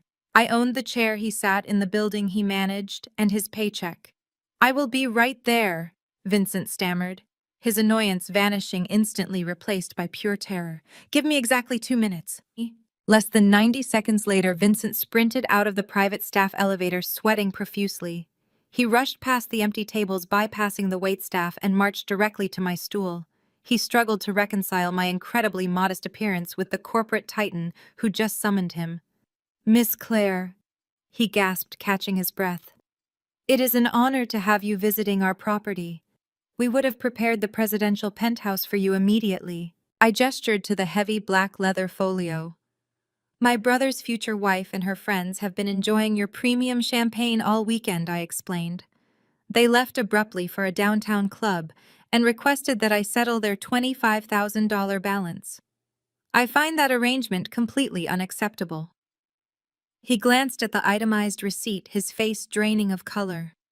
He looked at the terrified bartender, realizing he had just witnessed the resort owner being treated like an absolute servant. "This entire bill is completely wiped out," Vincent declared, frantically waving his hand. "The account is zeroed out. Please accept our deepest apologies for any inconvenience this has caused you." I nodded, accepting his apology. Nia spent the entire weekend trying to prove her financial superiority over me. She had no clue she was drinking my champagne, sleeping in my hotel, and walking on my very floors. I slid off the bar stool. "Thank you, Vincent," I said smoothly. "However, I have one more pressing issue to discuss. I need you to take me to your private security office right now." Vincent nodded eagerly, leading me down a restricted hallway. He swiped his master keycard, opening a heavy steel door that revealed a massive wall of glowing security monitors. The security chief stood up abruptly, recognizing Vincent and looking confused by my presence. "I need to review the surveillance footage from the front drive and the VIP transport loading zone," I commanded. "There is a specific liability concern regarding the bridal party that just left the premises. As the majority shareholder, I need to ensure the property is fully protected." Vincent scrambled to comply, barking orders. The technician rapidly typed on his keyboard, bringing up the high-definition camera feeds from the past hour. I directed him to focus on the luxury transport vehicles reserved for guests heading to the downtown club district. The screen shifted, displaying sharp color footage of the covered valet area. I watched as Nia and her 6 bridesmaids emerged from the service elevator, laughing hysterically. They piled into a waiting black limousine holding fresh bottles of champagne. I was scanning the background, looking for specific details. The VIP club Nia chose was an exclusive members-only establishment notorious for strictly enforcing privacy. She picked it because she wanted to celebrate her successful financial trap in total secrecy. "Fast forward the footage to their arrival at the club exterior," I instructed. "Our hospitality group owns a minority stake in that venue as well. Pull up the street-level feeds from their front entrance." The technician nodded, switching the feed. The screen flickered, showing the neon-lit entrance. The black limousine pulled up to the velvet ropes. Nia stepped out, her custom dress sparkling, bypassing the massive line of people to approach the bouncer. But she was not alone. A man in a tailored dark suit stepped out of the shadows near the entrance to greet her. I recognized his slick combed back hair and arrogant posture instantly. "Pause the video right there," I ordered, leaning closer to the glowing monitor. The technician froze the frame. The high-definition camera captured the exact moment Nia threw her arms around the man, pulling him into a deep, passionate embrace. They kissed right there, oblivious to the cameras capturing every single second of their infidelity. It was Donovan, the aggressive lawyer who had drafted the predatory prenuptial agreement designed to steal Liam's startup. He was not just Richard Davenport's trusted legal counsel. He was Nia's secret lover. They had orchestrated the entire financial trap together, plotting to secure Liam's wealth before running off with the stolen equity. "Download that footage onto a secure flash drive right now," I told the general manager, "and erase all local backups. This material is now highly classified corporate evidence." Vincent nodded fiercely, terrified to ask any questions. The technician quickly transferred the video files, handing me a small silver USB drive. I slipped it deep into my pocket, feeling the heavy weight of absolute, undeniable proof. Nia gave me the exact ammunition I needed to execute her total destruction. The cold metal of the silver USB drive rested heavily against the lining of my pocket. Nia gave me the exact ammunition I needed to execute her total destruction. But a single kiss at the entrance of a nightclub was not enough for a corporate predator like me. In the world of high-stakes acquisitions, you never settle for circumstantial evidence. You build an airtight case that leaves the opposition with absolutely no room to breathe. I turned back to the glowing monitors and instructed the technician to pull up the interior camera feeds. "Track their movements inside the venue," I commanded, my voice echoing in the small security room. "Follow them from the lobby to wherever they are going. I want a complete timeline of their activities." The technician nervously typed on his keyboard, bringing up a grid of different camera angles from inside the exclusive club. We watched Nia and Donovan navigate through the crowded dance floor. They did not stop at the bar to order drinks. They did not mingle with the other VIP guests. They moved with the urgent, practiced efficiency of two people who had done this 100 times before. Donovan placed his hand securely on the small of Nia's back, guiding her toward a restricted hallway, guarded by another bouncer. The bouncer recognized Donovan, immediately stepping aside to let them pass. "Switch to the private elevator feed," I said, leaning closer to the screen. The monitor flickered to a camera mounted inside a sleek glass elevator. Nia and Donovan stepped inside. As soon as the doors closed, they practically attacked each other. Nia tangled her fingers in Donovan's slicked back hair while he backed her against the glass wall. It was not a drunken mistake or a momentary lapse in judgment. It was a passionate, aggressive display of two conspirators celebrating their perceived victory. The camera captured Donovan reaching forward to press the button for the top floor. The penthouse suite. "Keep recording," I told the technician. "I want the timestamps clearly visible. Document the exact minute they enter the penthouse, and I want you to keep the feed running until they leave tomorrow morning. Send the complete file directly to my secure corporate server." Vincent, the regional general manager, stood beside me, wiping sweat from his forehead with a handkerchief. He realized the immense gravity of the situation. He was watching his ultimate boss uncover a massive scandal involving a prominent Atlanta family. Miss Claire, Vincent stammered, "I assure you we value your privacy and security above all else. Not a single word of this will ever leave this room. My staff understands the consequences of breaching corporate confidentiality." "See that they do," I replied coldly, turning away from the monitors. "If anyone asks, I left the resort an hour ago. You comped the bachelorette bill due to a sudden plumbing issue in their suite. You will not mention my presence to Nia or any of her friends. Let them enjoy their morning mimosas, thinking they successfully stranded me." I walked out of the security room and bypassed the main lobby entirely. I had no intention of waiting around for Nia to return from her night of infidelity. I pulled out my phone and dialed the director of my private aviation team. Within 45 minutes, a black SUV transported me to the Savannah Private Airfield, where my Gulfstream jet was already fueled and waiting on the tarmac. I boarded the empty plane, taking my seat in the quiet cabin as we immediately taxied for takeoff. Flying back to Atlanta through the dark night sky, I pulled my laptop from my bag and plugged in the silver USB drive. I watched the footage again, stripping away any residual anger and replacing it with pure, cold logic. The conspiracy was brilliantly sinister in its simplicity.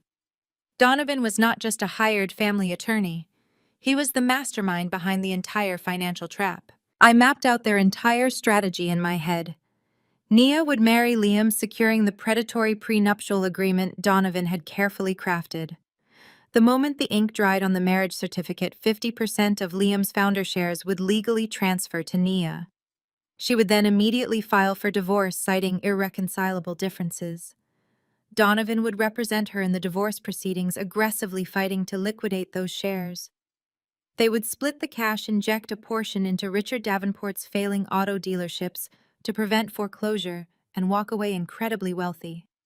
They viewed my brother as nothing more than a sacrificial lamb to save their sinking upper-class lifestyle. They completely underestimated the silent sister. I landed in Atlanta just as the sun began to rise over the city skyline. I did not go back to my decoy apartment. I went directly to the towering glass headquarters of Apex Acquisitions. My chief legal officer was already waiting for me in my private boardroom. We had less than 48 hours before the wedding ceremony at the Ritz-Carlton, and I needed the paperwork for the hostile takeover of Davenport Auto Group, finalized, bound, and ready for execution. We spent the entire Sunday locked in the boardroom reviewing every single line of commercial debt I had purchased from Richard Davenport's desperate creditors. The numbers painted a picture of absolute financial ruin. Richard had missed 3 consecutive payments on his primary commercial mortgages. He was officially in default. I instructed my legal team to draft the foreclosure notices, the asset seizure warrants, and the formal complaints to the federal tax authorities regarding his offshore accounts. We built an impenetrable legal fortress, ensuring that the second I gave the command, his entire generational empire would instantly vaporize. By Monday morning, the trap was set. The legal documents were stacked neatly on my mahogany desk, waiting for Monday's business hours to commence. The silver USB drive, containing the footage of Nia and Donovan, sat safely inside my modest navy blue clutch. I looked out the floor-to-ceiling windows of my office, watching the Atlanta traffic flow far below. Nia and her father were currently waking up, putting on their expensive clothes, preparing to attend the wedding of the century. They thought they had secured their financial salvation. I picked up my bag, feeling the weight of the flash drive. It was time to attend a wedding. I walked to the private elevator, stepping inside as the doors slid shut. I was ready to let them put on their lavish show. I was ready to let them wear their diamonds and drink their imported champagne. I was ready to walk into that ballroom wearing a plain dress and a quiet smile. The stage was perfectly set for the ultimate destruction, and I held the only match that mattered. The heavy glass doors of the Ritz-Carlton closed firmly behind us, instantly cutting off the chaotic noise of the ruined reception. The warm, humid Atlanta air hit my face, feeling incredibly refreshing after the stifling, toxic tension of the grand ballroom. I walked beside Liam, matching his steady, purposeful pace as we navigated past the grand circular driveway and headed directly toward the expansive parking lot. We walked toward the distant, poorly lit corner where I had deliberately parked my faded Honda Civic earlier that afternoon. Liam took a deep, cleansing breath, loosening his silk bow tie and quickly unbuttoning the top of his crisp white shirt. He did not look like a man who had just destroyed his own wedding in front of hundreds of people. He looked like a man who had escaped a burning building. We were halfway across the meticulously paved asphalt when the sound of frantic, heavy footsteps echoed sharply behind us. The aggressive clack of expensive leather dress shoes and the desperate clicking of bridal heels grew louder and faster by the second. I did not even need to turn my head to know exactly who was chasing us. Richard Davenport and his devastated daughter had abandoned their bewildered guests to hunt us down in the parking lot. "Hey, you do not just walk away from me, boy!" Richard roared, his booming voice carrying across the quiet parking lot. Richard sprinted ahead of his daughter, entirely abandoning his polished high society persona. He lunged forward, cutting off our path to my old car.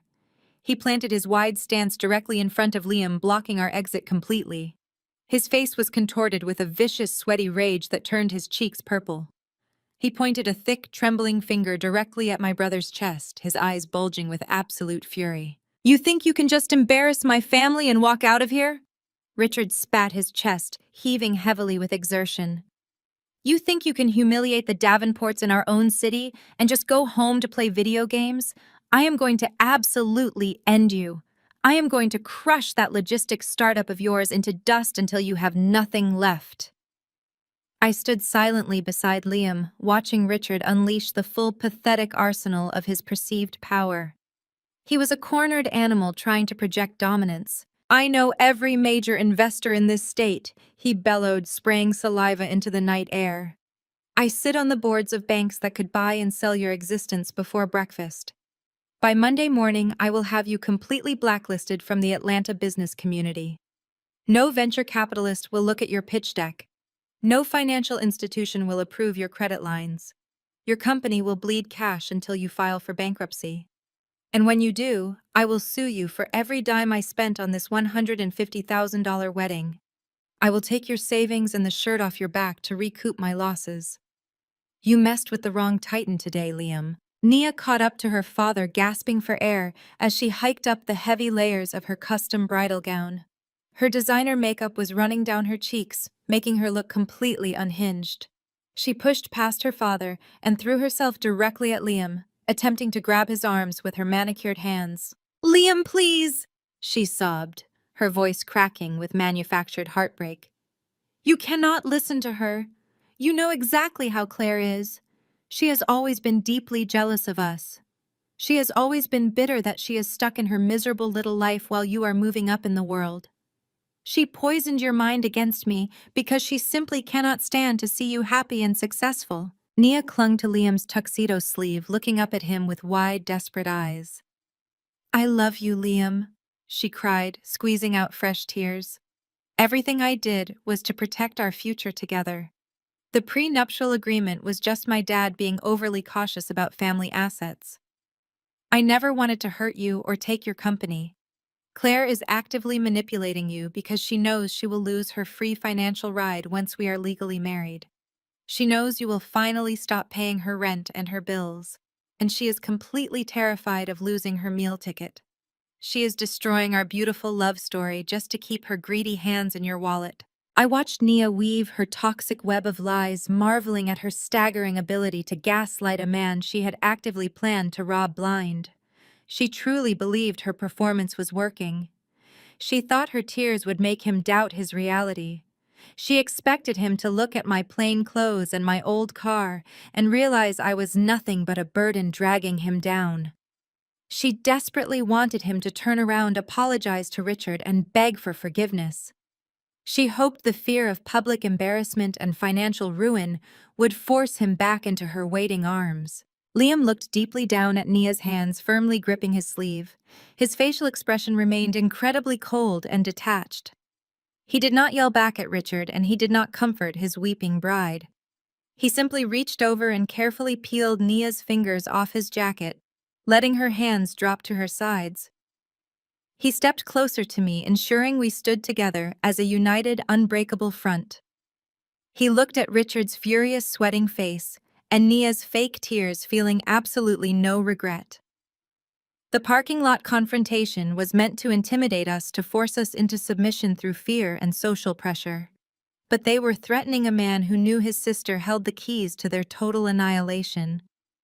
We stood side by side, bathed in the harsh glow of the parking lot street lamps, watching the Davenport empire reveal its true, desperate foundation. They had absolutely no idea what was about to hit them next. Richard scoffed, breaking the brief silence that had fallen over the damp asphalt. He followed the direction of my gaze and spotted the faded paint of my old Honda Civic parked awkwardly under a flickering streetlight. A cruel, booming laugh erupted from his chest, echoing against the concrete pillars of the hotel parking garage. "Look at that piece of junk," Richard mocked, pointing a thick finger at my decoy vehicle. "You want to talk about reality, Liam? That car is your reality if you walk away today. You are tying yourself to a parasite. She is a broke, pathetic anchor dragging you straight to the bottom of the ocean. You could have had the Davenport legacy, but instead you are choosing a sister who cannot even afford a proper paint job. Nia quickly seized the opportunity to pile on, wiping her fake tears and straightening her posture. She is bleeding you dry. Nia sneered, her voice dripping with absolute venom. How much did you pay for her to get that cheap dress today? Are you going to pay her rent next month too? You are throwing away millions of dollars in generational wealth just to babysit a woman who will never amount to anything. You will be stuck funding her miserable life forever. I did not defend my faithful Honda Civic. I did not raise my voice to correct their hilariously inaccurate financial assessments. I simply stood my ground holding Liam's arm and waited. I had sent a discreet text message to my executive transportation team 5 minutes before we exited the ballroom. Timing is everything in corporate warfare, and my timing was always flawless. A deep, resonant purr suddenly broke through the humid night air. It was a sound that commanded immediate attention. Coming around the corner of the luxury valet lane, a massive vehicle glided smoothly onto the main parking deck. It was not just a car. It was a custom elongated bulletproof Mercedes Maybach, painted in an intimidating matte black finish. The vehicle was a rolling fortress of unimaginable wealth, the kind of machine exclusively reserved for billionaires, heads of state, and top-tier private equity executives. The Maybach did not stop at the valet stand. It bypassed the line of waiting luxury vehicles and rolled silently directly toward our tense standoff under the street lamps. The sheer presence of the vehicle was staggering. Its tinted windows hid the interior, completely projecting an aura of absolute impenetrable power. Richard stopped laughing. His mouth hung open slightly as the heavy tires rolled over the asphalt, stopping precisely 2 feet away from where we stood. Nia took a sudden step backward, her custom bridal gown rustling loudly against the pavement. The arrogance drained completely from their faces, replaced by an intense, bewildered curiosity. They assumed the vehicle belonged to a visiting dignitary or a high-profile celebrity guest arriving late to the hotel. The driver's side door opened. An impeccably dressed chauffeur wearing a tailored dark suit stepped out into the humid air. He walked around the massive front grille with practiced military precision.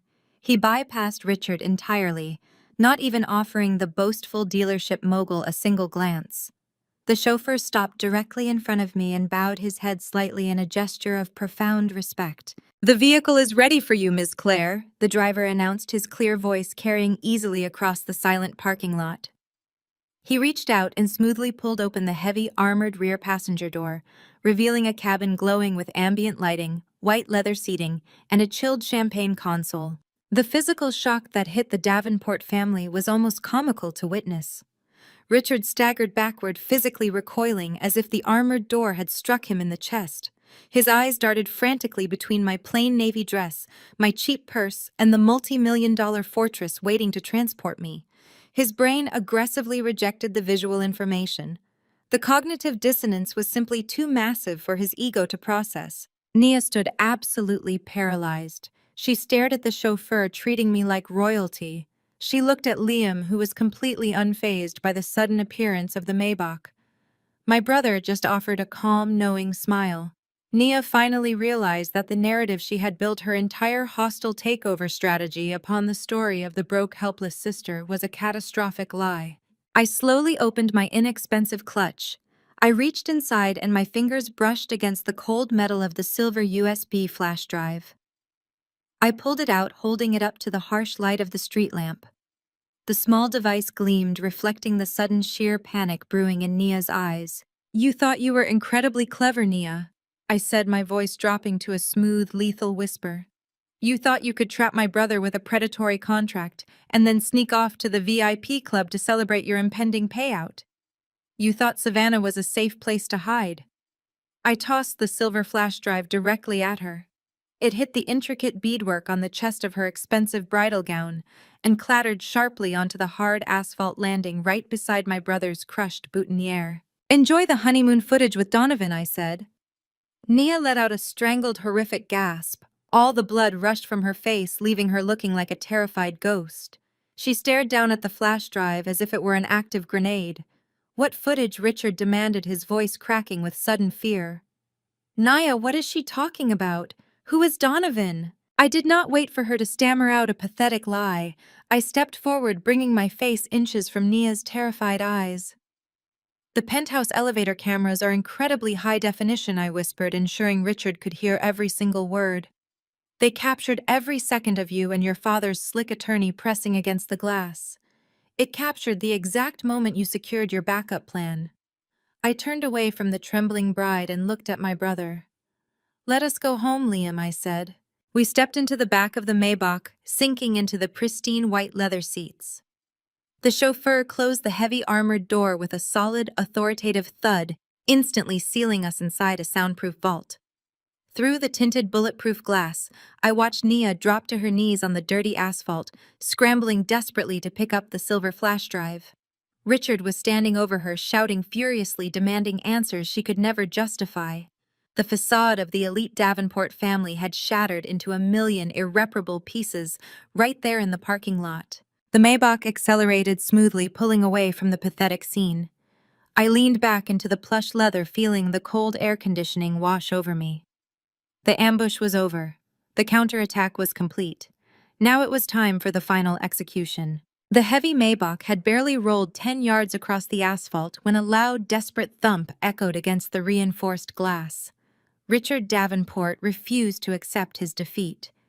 He sprinted alongside the moving fortress, his face red and slick with sweat, slamming his heavy fist against the passenger window.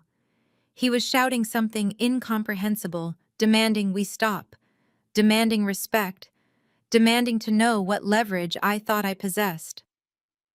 My chauffeur glanced at me through the rearview mirror, his eyes asking for silent instruction. I raised a single finger. The chauffeur instantly tapped the brakes, bringing the massive vehicle to a complete smooth halt right under the glow of the final parking lot street lamp. I reached for the chrome console and pressed the button. The thick bulletproof glass glided down silently, letting the thick, humid Atlanta night air flood back into the pristine cabin. Richard stood there gasping for breath, leaning heavily against the doorframe. His expensive suit jacket was wrinkled, his silk tie askew. He opened his mouth, preparing to launch into another aggressive tirade about his power, his wealth, and his supposed ability to crush my brother. I did not give him the opportunity to speak a single word. "Do not worry about Liam's startup, Richard," I said, my voice slicing through the heavy air with absolute lethal precision. "Worry about your dealerships. I suggest you pack up your desk this weekend." Richard froze. The arrogant bluster instantly evaporated from his lungs, leaving him choking on empty air. His eyes darted across my face, searching for a bluff, searching for a joke, but finding only the cold, hard reality of a corporate executioner. He opened his mouth, but no sound came out. The sheer impossibility of my statement crashed into his fragile ego. How could a woman in a plain navy dress driving a battered Honda Civic possibly know the intimate, terrifying details of his failing commercial dealerships? I did not wait for his brain to process the catastrophic truth. I pressed the chrome button again. The heavy glass glided upward smoothly, severing our connection and shutting out his panicked, confused face. I nodded to the chauffeur. The Maybach surged forward, leaving Richard Davenport standing alone in the damp parking lot, a broken king standing next to a sobbing bride. I leaned back into the white leather seats, feeling the soft hum of the powerful engine as we merged onto the main highway. The city lights of Atlanta streaked past the tinted windows, turning the cabin into a private moving sanctuary. Liam sat beside me, staring out the window for a long moment before turning his head. He looked at me with a mixture of profound awe and deep brotherly affection. He finally understood the absolute scale of the protection I had built around him. "You really bought his debt?" Liam asked, his voice quiet but steady. "I bought all of it," I confirmed, smoothing the fabric of my dress. "Every commercial mortgage, every high-interest credit line, every toxic loan he used to fund that wedding reception. He thinks he is a titan of industry, but he is just a man drowning in liabilities. And I am the one holding the anchor." I opened my modest clutch and pulled out my secure, encrypted cell phone. I navigated to my contacts and selected the number for my chief legal officer. His name was Harrison, an absolutely brilliant corporate attorney who thrived on tearing down corrupt empires. He had been standing by all evening waiting for my exact signal. The line rang exactly once before he answered. Harrison speaking, he said, his voice sharp and professional despite the late hour. It is time, I commanded, feeling the adrenaline pump through my veins. Initiate the hostile takeover of Davenport Auto Group. File the notices. Understood, Harrison replied, the excitement bleeding clearly into his tone. We will execute the asset seizure protocols immediately. The default notices will be electronically filed with the state courts within the hour. By the time the banks open on Monday morning, his commercial leases will be officially terminated, and his operational accounts will be completely frozen. Make sure the primary lenders are notified of the breach of covenants, I instructed, leaning forward slightly. I want padlocks on the doors of his flagship dealerships before the sun comes up on Monday. Do not give his legal team a single inch of breathing room to file an injunction. We hit them fast, and we hit them hard. Consider it done, Claire, Harrison affirmed. I will have the foreclosure documents waiting on your desk by tomorrow morning. I ended the call and slipped the phone back into my purse. The corporate machinery of Apex Acquisitions was now fully activated. Dozens of lawyers and financial analysts were currently sitting in my downtown high-rise, hitting the execute buttons on months of meticulous planning. The Davenport family thought they had spent the evening securing their financial salvation through my brother. Instead, they had spent the evening dancing on their own financial graves. Liam let out a long breath, sinking deeper into the plush leather seating. He looked exhausted but entirely free. For the past year, he had carried the immense, heavy burden of Nia's constant gaslighting. She had systematically tried to break his confidence, isolate him from his only family, and convince him that he owed her his entire future. Tonight, that toxic chain was completely severed. I am sorry I let it get this far, Liam said, resting his head against the window. I should have seen the signs. I should have known she was only after the startup. You have nothing to apologize for, I replied firmly, reaching over to squeeze his shoulder. You loved her. You wanted to believe the best in her. That makes you a good man, Liam. It is not your fault she turned out to be a predator. But predators only understand one language. You have to show them that you are higher on the food chain. The Maybach cruised smoothly down the interstate, carrying us away from the wreckage of the wedding and toward a future built on absolute truth. The city of Atlanta sprawled out before us, a glittering grid of opportunity and consequence. We spent the rest of the drive in comfortable silence, the unspoken bond between brother and sister stronger than it had ever been. We had survived the worst they could throw at us.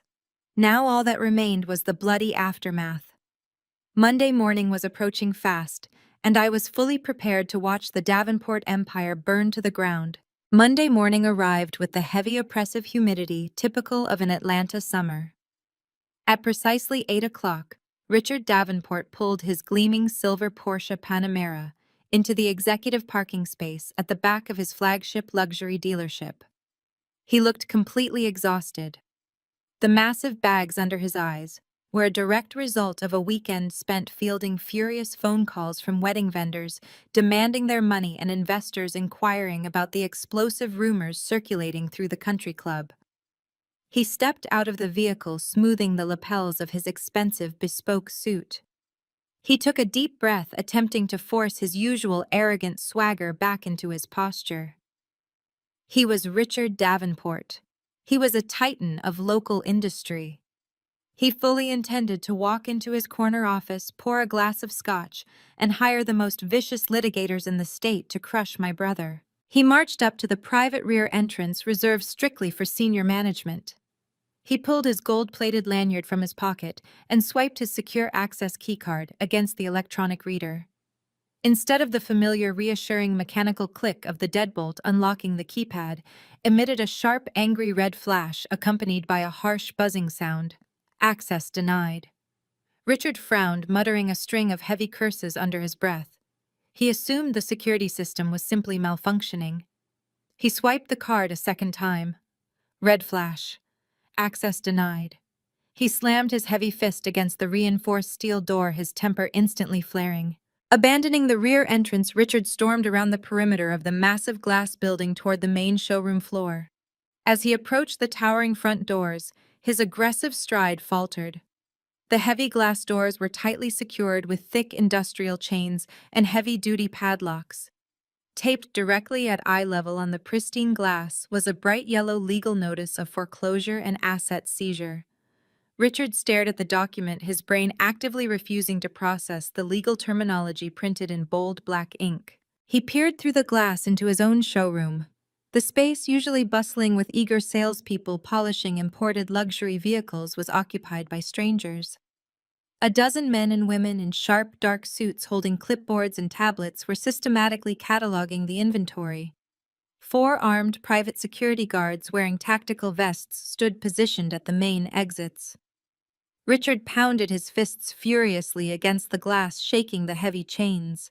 "Open these doors right now!" Richard screamed, his voice muffled by the thick pain. "I own this building. I am the chief executive officer. Call the police." One of the security guards slowly approached the entrance. He did not unlock the chains. He simply pulled a folded legal document from his tactical vest and slid it through the narrow gap between the double doors. Richard snatched the paper, unfolding it with trembling hands. "You do not own this building anymore, Mr. Davenport," the security guard stated, his voice completely devoid of emotion. "Apex Acquisitions executed a hostile takeover at midnight. Your commercial leases have been permanently terminated due to catastrophic breaches of your loan covenants. You are currently trespassing on private corporate property. I suggest you step away from the glass before I have you arrested." Richard stepped backward, his mouth opening and closing like a suffocating fish. Before he could scream another threat, his cell phone began to vibrate violently in his jacket pocket. He yanked it out. The caller ID displayed his chief financial officer. Richard swiped the screen, pressing the phone to his ear. "Richard, we have a massive problem," the financial officer shouted, his voice echoing with pure, unfiltered panic. "The payroll accounts are completely frozen. I just tried to log into the corporate portal and our access has been entirely revoked. The bank called 5 minutes ago. Our operating credit lines have been zeroed out and locked. We cannot make payroll. We cannot process vendor payments. We cannot even buy a cup of coffee." "What are you talking about?" Richard demanded, his face turning a sickly shade of gray. "Call our primary lender immediately. Tell them it is a clerical error." "It is not an error," Richard, his officer, countered frantically. "Apex Acquisitions bought our entire debt portfolio. They called in the loans, all of them. They triggered the acceleration clauses. Because our assets were cross-collateralized against the failing commercial real estate ventures, we are officially in default across the entire board. Richard, tow trucks are pulling up to the other 3 dealerships right now. They are repossessing the entire inventory because our floor plan financing was just revoked. We are totally bankrupt." The phone slipped slightly in Richard's sweating grip. He looked back up at his flagship showroom, watching the auditors place asset tag stickers on the windshields of his prized luxury vehicles. His phone buzzed again, signaling an incoming call from his personal banker. He switched lines, his breathing turning shallow and rapid. "Mr. Davenport," the banker said, sounding incredibly tense, "I am calling to inform you that your personal wealth management accounts have been frozen pending an investigation by federal tax authorities. The cross-collateralization documents you signed last year gave your corporate creditors the right to seize personal assets in the event of a default." Richard dropped the phone. It clattered against the concrete sidewalk, the screen cracking instantly. The towering facade of the Davenport empire had completely vaporized in less than 10 minutes. He was penniless. His businesses were gone. His inventory was seized. His personal accounts were locked. The arrogant titan who had threatened to destroy my brother was now standing on a sidewalk staring at a padlock. Survival instinct suddenly kicked in, overriding his paralyzing shock. There was only one way to stop this absolute massacre. He needed to find the chief executive officer of Apex Acquisitions. He needed to negotiate. He assumed this ruthless corporate raider was just another greedy Wall Street shark. A man he could potentially intimidate, bribe, or beg for a 30-day grace period to liquidate assets and restructure his crumbling empire. He did not care how much it would cost him. He just needed to stop the bleeding. Richard scrambled back to his Porsche, his hands shaking so violently he could barely operate the door handle. He threw the vehicle into gear, tires screeching against the asphalt as he sped away from the seized dealership. He drove erratically, cutting off morning commuters, breaking traffic laws, racing desperately toward the towering glass skyscrapers of the downtown Atlanta financial district. He left his sobbing daughter Nia's frantic text messages entirely unread. He pulled up to the gleaming headquarters of Apex Acquisitions, abandoning his luxury car illegally at the curb. He pushed through the revolving doors, sweating heavily, his bespoke suit clinging uncomfortably to his chest. He marched directly to the polished marble security desk in the grand lobby, slamming his hand against the stone surface. "I am Richard Davenport," he demanded, his voice cracking with utter desperation. "I need to speak to the chief executive officer of this firm immediately. It is an absolute emergency. I will not leave this building until I see them." The security guard looked at Richard's disheveled appearance, then checked a digital tablet resting on the desk. "You are expected, Mr. Davenport," the guard replied, gesturing toward a bank of private elevators. "Take the executive express car to the top floor. The chief executive officer is waiting for you in the main boardroom." Richard practically ran to the elevator, stabbing the button for the top floor. He straightened his tie, wiping the sweat from his forehead, preparing to fight the most important battle of his entire life. He stepped into the glass-enclosed elevator, totally oblivious to the devastating reality waiting for him at the top. The elevator shot up with terrifying speed. Richard watched the floors blur past through the glass panels. His heart hammered violently against his ribs. He rehearsed his pitch. He would offer higher interest rates. He would pledge his personal estate. He would promise anything to get a 30-day extension. The soft chime of the elevator arriving at the penthouse level snapped him back to the present. The doors slid open silently, revealing a sprawling reception area crafted from black marble and brushed steel. Two executive assistants sat behind a massive desk. Neither of them looked up from their monitors as he stepped onto the thick carpet. A tall security director in a tailored dark suit stepped forward and wordlessly gestured down a long, wide corridor. Richard followed, wiping his sweating palms on his expensive trousers. At the end of the hallway stood double doors made of heavy frosted glass. The security director pushed them open and stepped back, allowing Richard to enter alone. The door shut heavily behind him, sealing him inside. The boardroom was enormous. Floor-to-ceiling windows offered a commanding, sweeping view of the entire Atlanta skyline. A massive conference table carved from a single piece of dark walnut dominated the center of the space. At the far end of the table, a high-backed leather executive chair was turned away from him, facing the windows. "I demand to speak to the chief executive officer," Richard announced, his voice echoing slightly in the vast room. He tried to project the booming, arrogant authority he had wielded so effortlessly at the wedding just 2 days ago. "I am Richard Davenport. Your firm executed an illegal takeover of my properties this morning. We need to negotiate a settlement immediately before my legal team destroys your entire operation." The leather chair slowly rotated. It did not spin wildly or dramatically. It moved with the calculated, deliberate precision of a predator turning to face its trapped prey. When the chair locked into place facing the table, the air in Richard Davenport's lungs evaporated completely. I was sitting there. I wore a razor-sharp charcoal designer suit, perfectly tailored to project absolute authority. My posture was relaxed but commanding. My hands were folded neatly on the polished wood surface. I looked directly into his wide, terrified eyes. "Hello, Richard," I said, my voice smooth and chillingly calm. "Please take a seat. We have a lot of business to cover, and you are running out of time." Richard stumbled backward, hitting the heavy glass doors behind him. He blinked rapidly, shaking his head in aggressive denial. He looked around the massive boardroom, expecting the real chief executive to step out from the shadows. His mind fiercely rejected the image sitting in front of him. The woman from the wobbly table by the kitchen doors, the woman with the old car, the woman he had offered a pity job as a secretary. What kind of sick joke is this? Richard stammered, his face turning an unhealthy shade of pale. Where is the head of this firm? Where is the man in charge? I am the founder and chief executive officer of Apex Acquisitions, I stated cleanly, leaning forward, resting my arms on the table. I authorized the purchase of your commercial debt. I signed the default acceleration notices. I sent the security teams to padlock your dealerships. There is no man in charge, Richard. There is only me. And you are currently trespassing in my building. He grabbed the back of a leather guest chair, gripping it so tightly his knuckles turned white. His breathing became erratic. You are Liam's sister. You are a broke freelancer. You drive a piece of junk car. I smiled, a cold, terrifying expression that finally shattered his denial. Stealth wealth, Richard. It is a concept people addicted to country club validation rarely comprehend.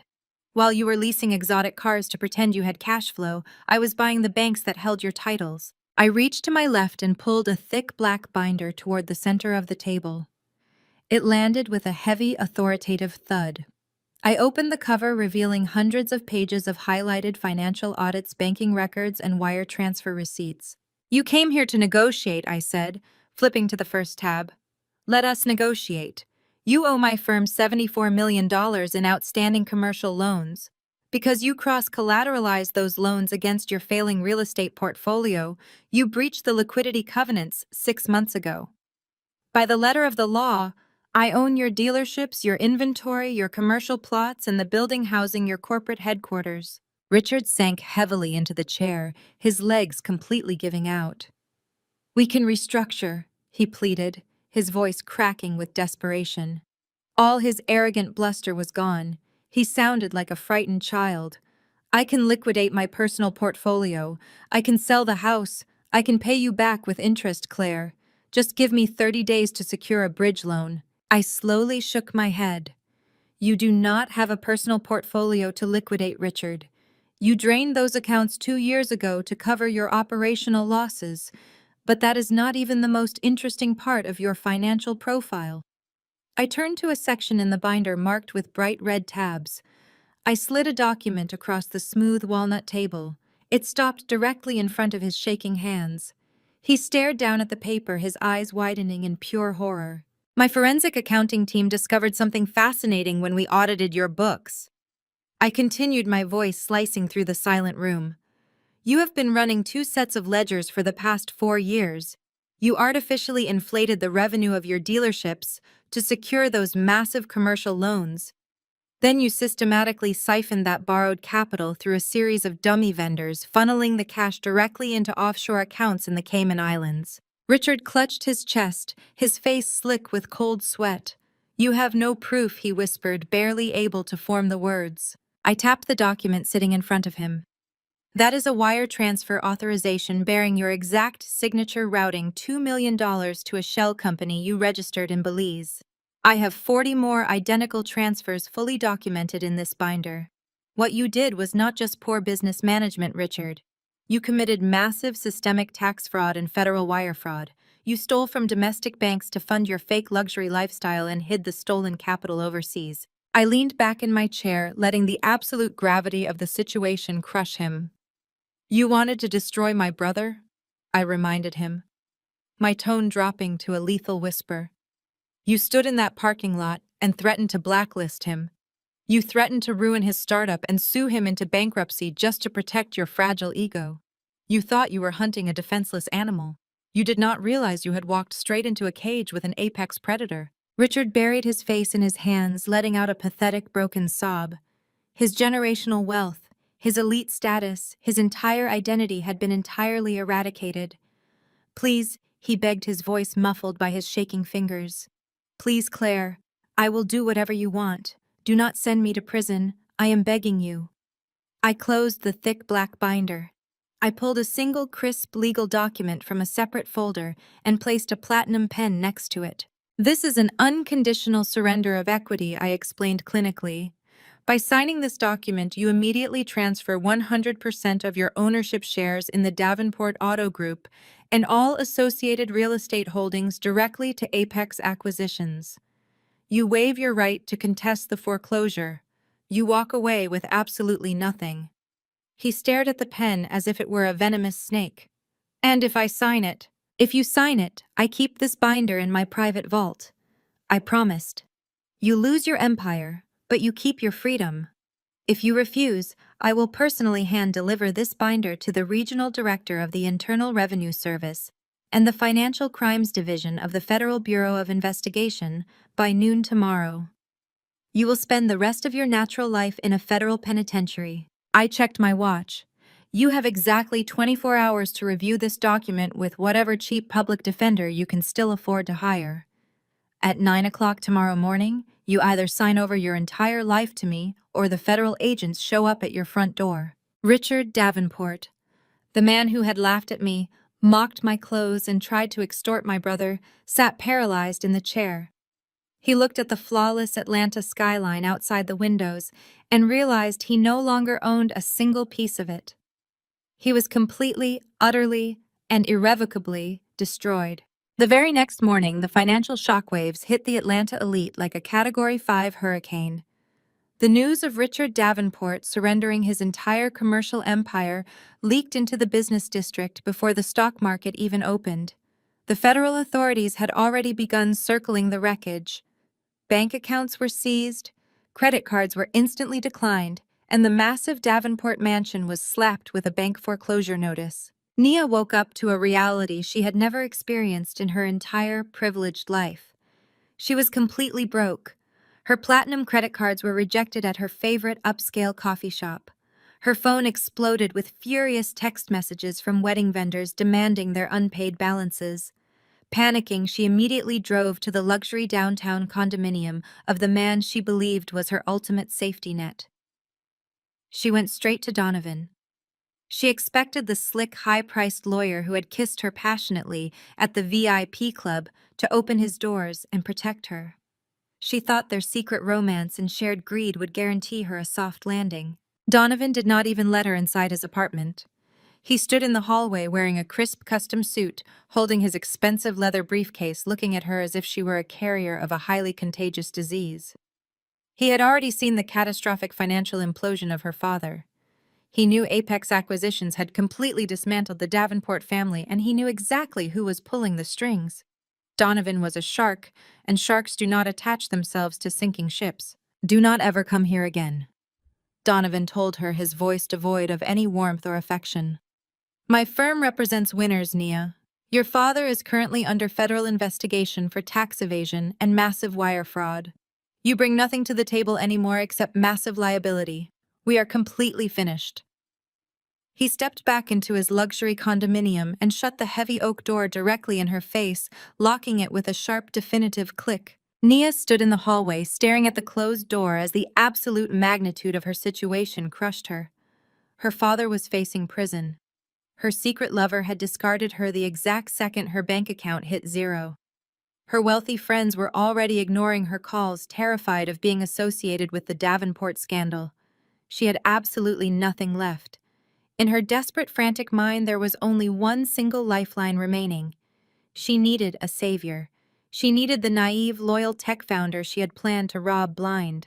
She drove frantically to Midtown Atlanta, pulling up to the sleek glass and steel headquarters of Liam Logistics Software Company. Just a few days ago, she would have strutted through these front doors, acting like she owned the entire building, demanding the staff fetch her coffee. Today, she looked like a frantic shadow of her former self.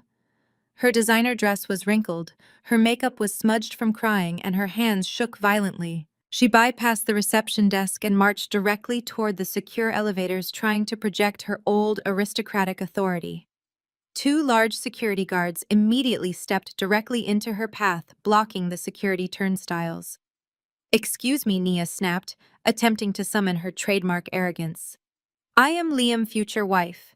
Get out of my way right now before I have him fire both of you." The lead security guard checked his digital tablet, his expression completely blank. "Your name is not on the authorized access list, ma'am.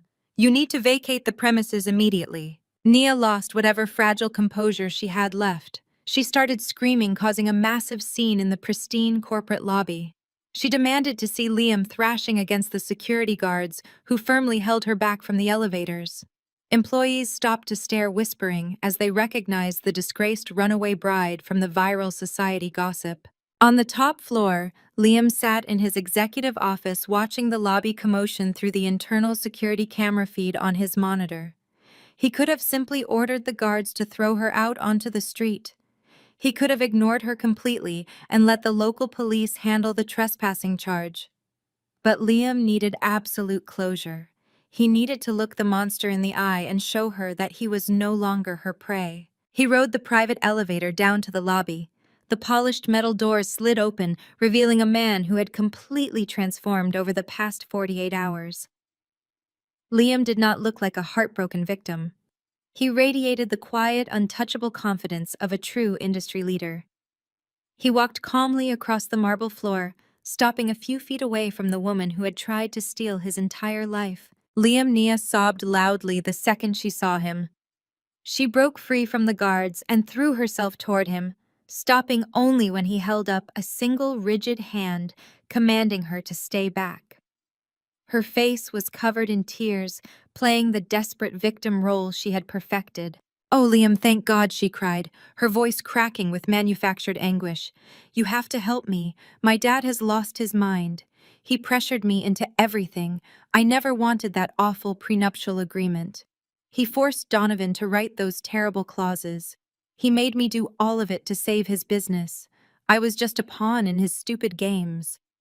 Liam stood perfectly still, watching her performance with a chilling level of detachment. "I still love you, Liam," Nia pleaded, dropping to her knees on the cold marble floor, her custom dress pooling around her. "Donovan meant absolutely nothing to me. He was just manipulating my family. We can start over. We can forget all this madness and build our own empire together. Just you and me like we always planned. Please, Liam, you are a good man. I know you still love me." She looked up at him, her eyes wide and begging, waiting for the legendary loyalty she had exploited for an entire year. She expected him to bend down, help her up, and offer her the shelter of his massive wealth. She expected him to be weak. Liam looked down at her. He felt absolutely no anger, no sadness, and no pity. He only felt absolute disgust. He looked at the woman who had mocked his sister, insulted her clothes, isolated her at their engagement party, and tried to leave her stranded with a massive resort bill. He thought about Claire driving her old Honda Civic, eating cheap takeout, and working herself to the bone for 15 years, just to make sure he had a chance to succeed. Liam adjusted his jacket, looking down at Nia with eyes as cold as a frozen ocean. "The only person I owe anything to is the sister who protected me," he said, his voice echoing clearly across the silent lobby. "We are done." Liam did not wait for her response. He turned his back on her, signaling the two security guards with a sharp nod. The guards immediately stepped forward, grabbing Nia firmly by the arms and hoisting her off the marble floor. Nia shrieked, thrashing wildly as the realization finally hit her. The performance had completely failed. The ATM was permanently closed. Liam walked calmly back to the private elevator, stepping inside.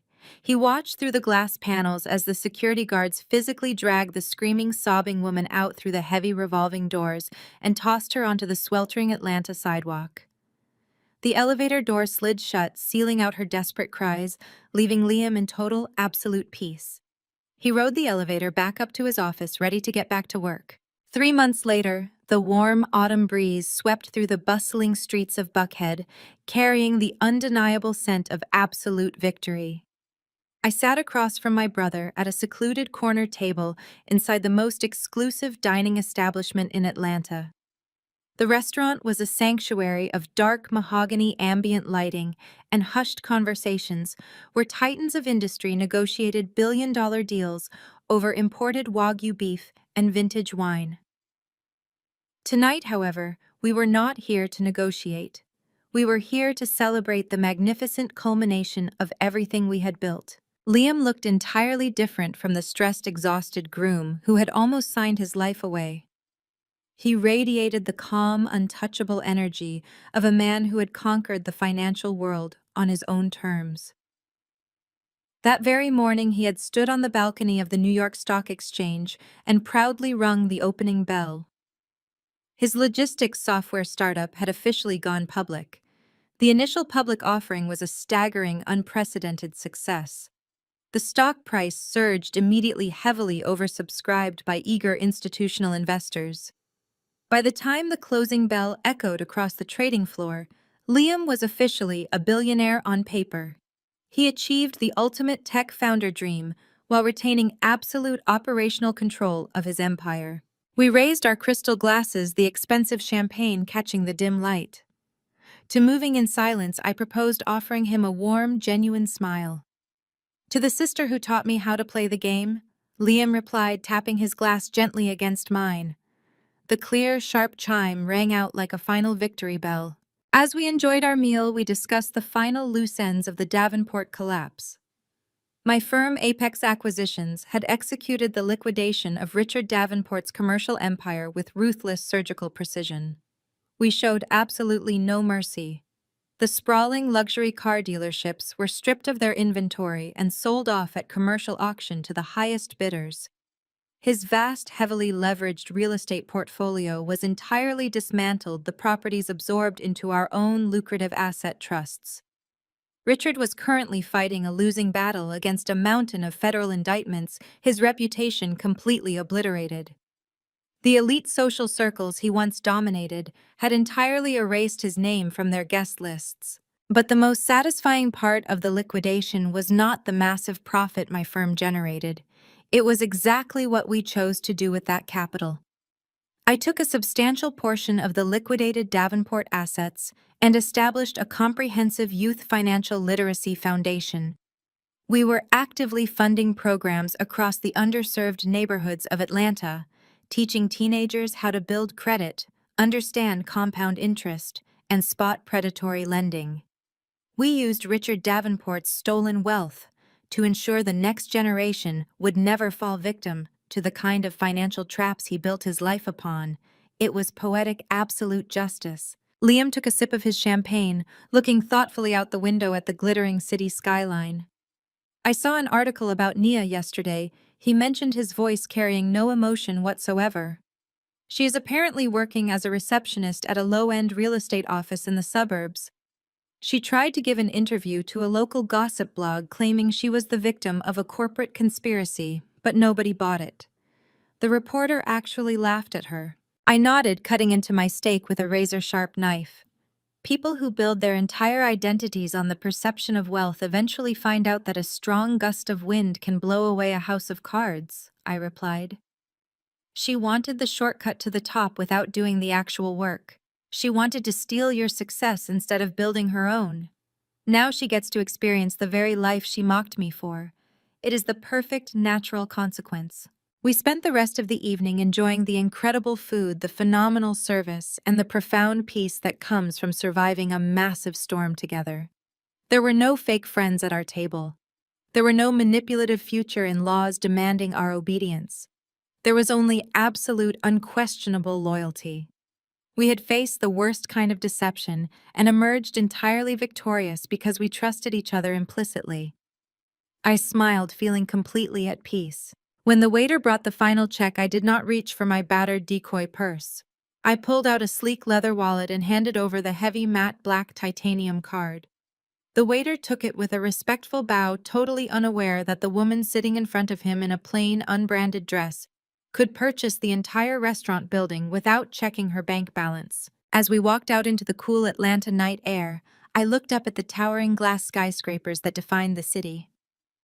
For years, I operated in the deep shadows of those buildings, orchestrating massive corporate acquisitions while hiding behind a carefully crafted facade of poverty. I allowed arrogant, greedy people to look down on me. I endured their vicious insults, their mocking laughter, and their cruel assumptions. I let them believe they were superior because they wore expensive clothes and drove flashy cars. I learned the most valuable lesson of my entire life through their spectacular downfall. True power does not need to announce its presence. Real wealth does not need to scream for attention or validation from strangers. The loudest people in the room are almost always the weakest, desperately trying to cover up their insecurities and their failing bank accounts with obnoxious noise. You must never underestimate the quiet people in the room. The ones who observe, who listen, who calculate.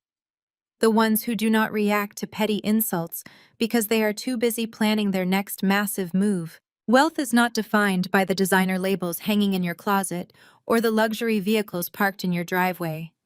True wealth is having the absolute freedom to protect the people you love. It is having the power to walk away from toxic situations without fear. It is possessing the immense capability to dismantle your enemies completely legally and ruthlessly while they are still busy laughing at your shoes. I built an empire in total silence, and I used that silence to deafen the people who tried to destroy my family. Family isn't defined by the people who demand your money. It's defined by the people who have your back when the room turns against you. Have you ever had to hide your success to see someone's true colors? Drop your story in the comments, and don't forget to hit like and subscribe for more. The story of Claire and Liam offers a profound lesson on the illusion of superficial wealth and the immense power of quiet resilience. In a society equating success with loud displays of status, this narrative clearly reveals that true power never needs to announce itself. The antagonists built their entire identities on the perception of superiority, using designer labels to mask their deep insecurities and financial instability. They mistook Claire's humility for weakness, failing to understand that the loudest people in the room are often the most fragile. What stands out most is the concept of stealth wealth, not just financially, but as a metaphor for emotional and personal strength. Claire did not need to yell boast or flaunt her achievements to prove her worth to anyone. She operated in total silence, allowing the sheer arrogance of others to become their own inevitable undoing. This teaches us a vital lesson about patience and self-assurance. When you are truly secure in your accomplishments and character, you do not need the validation of those who judge by appearances alone. Furthermore, the story beautifully highlights that genuine loyalty is the ultimate currency. Liam and Claire's bond survived because it was rooted in genuine sacrifice and unwavering trust, rather than the transactional parasitic relationships modeled by their adversaries. True family and authentic friends will stand by you when the room turns against you, actively valuing your character over your bank account.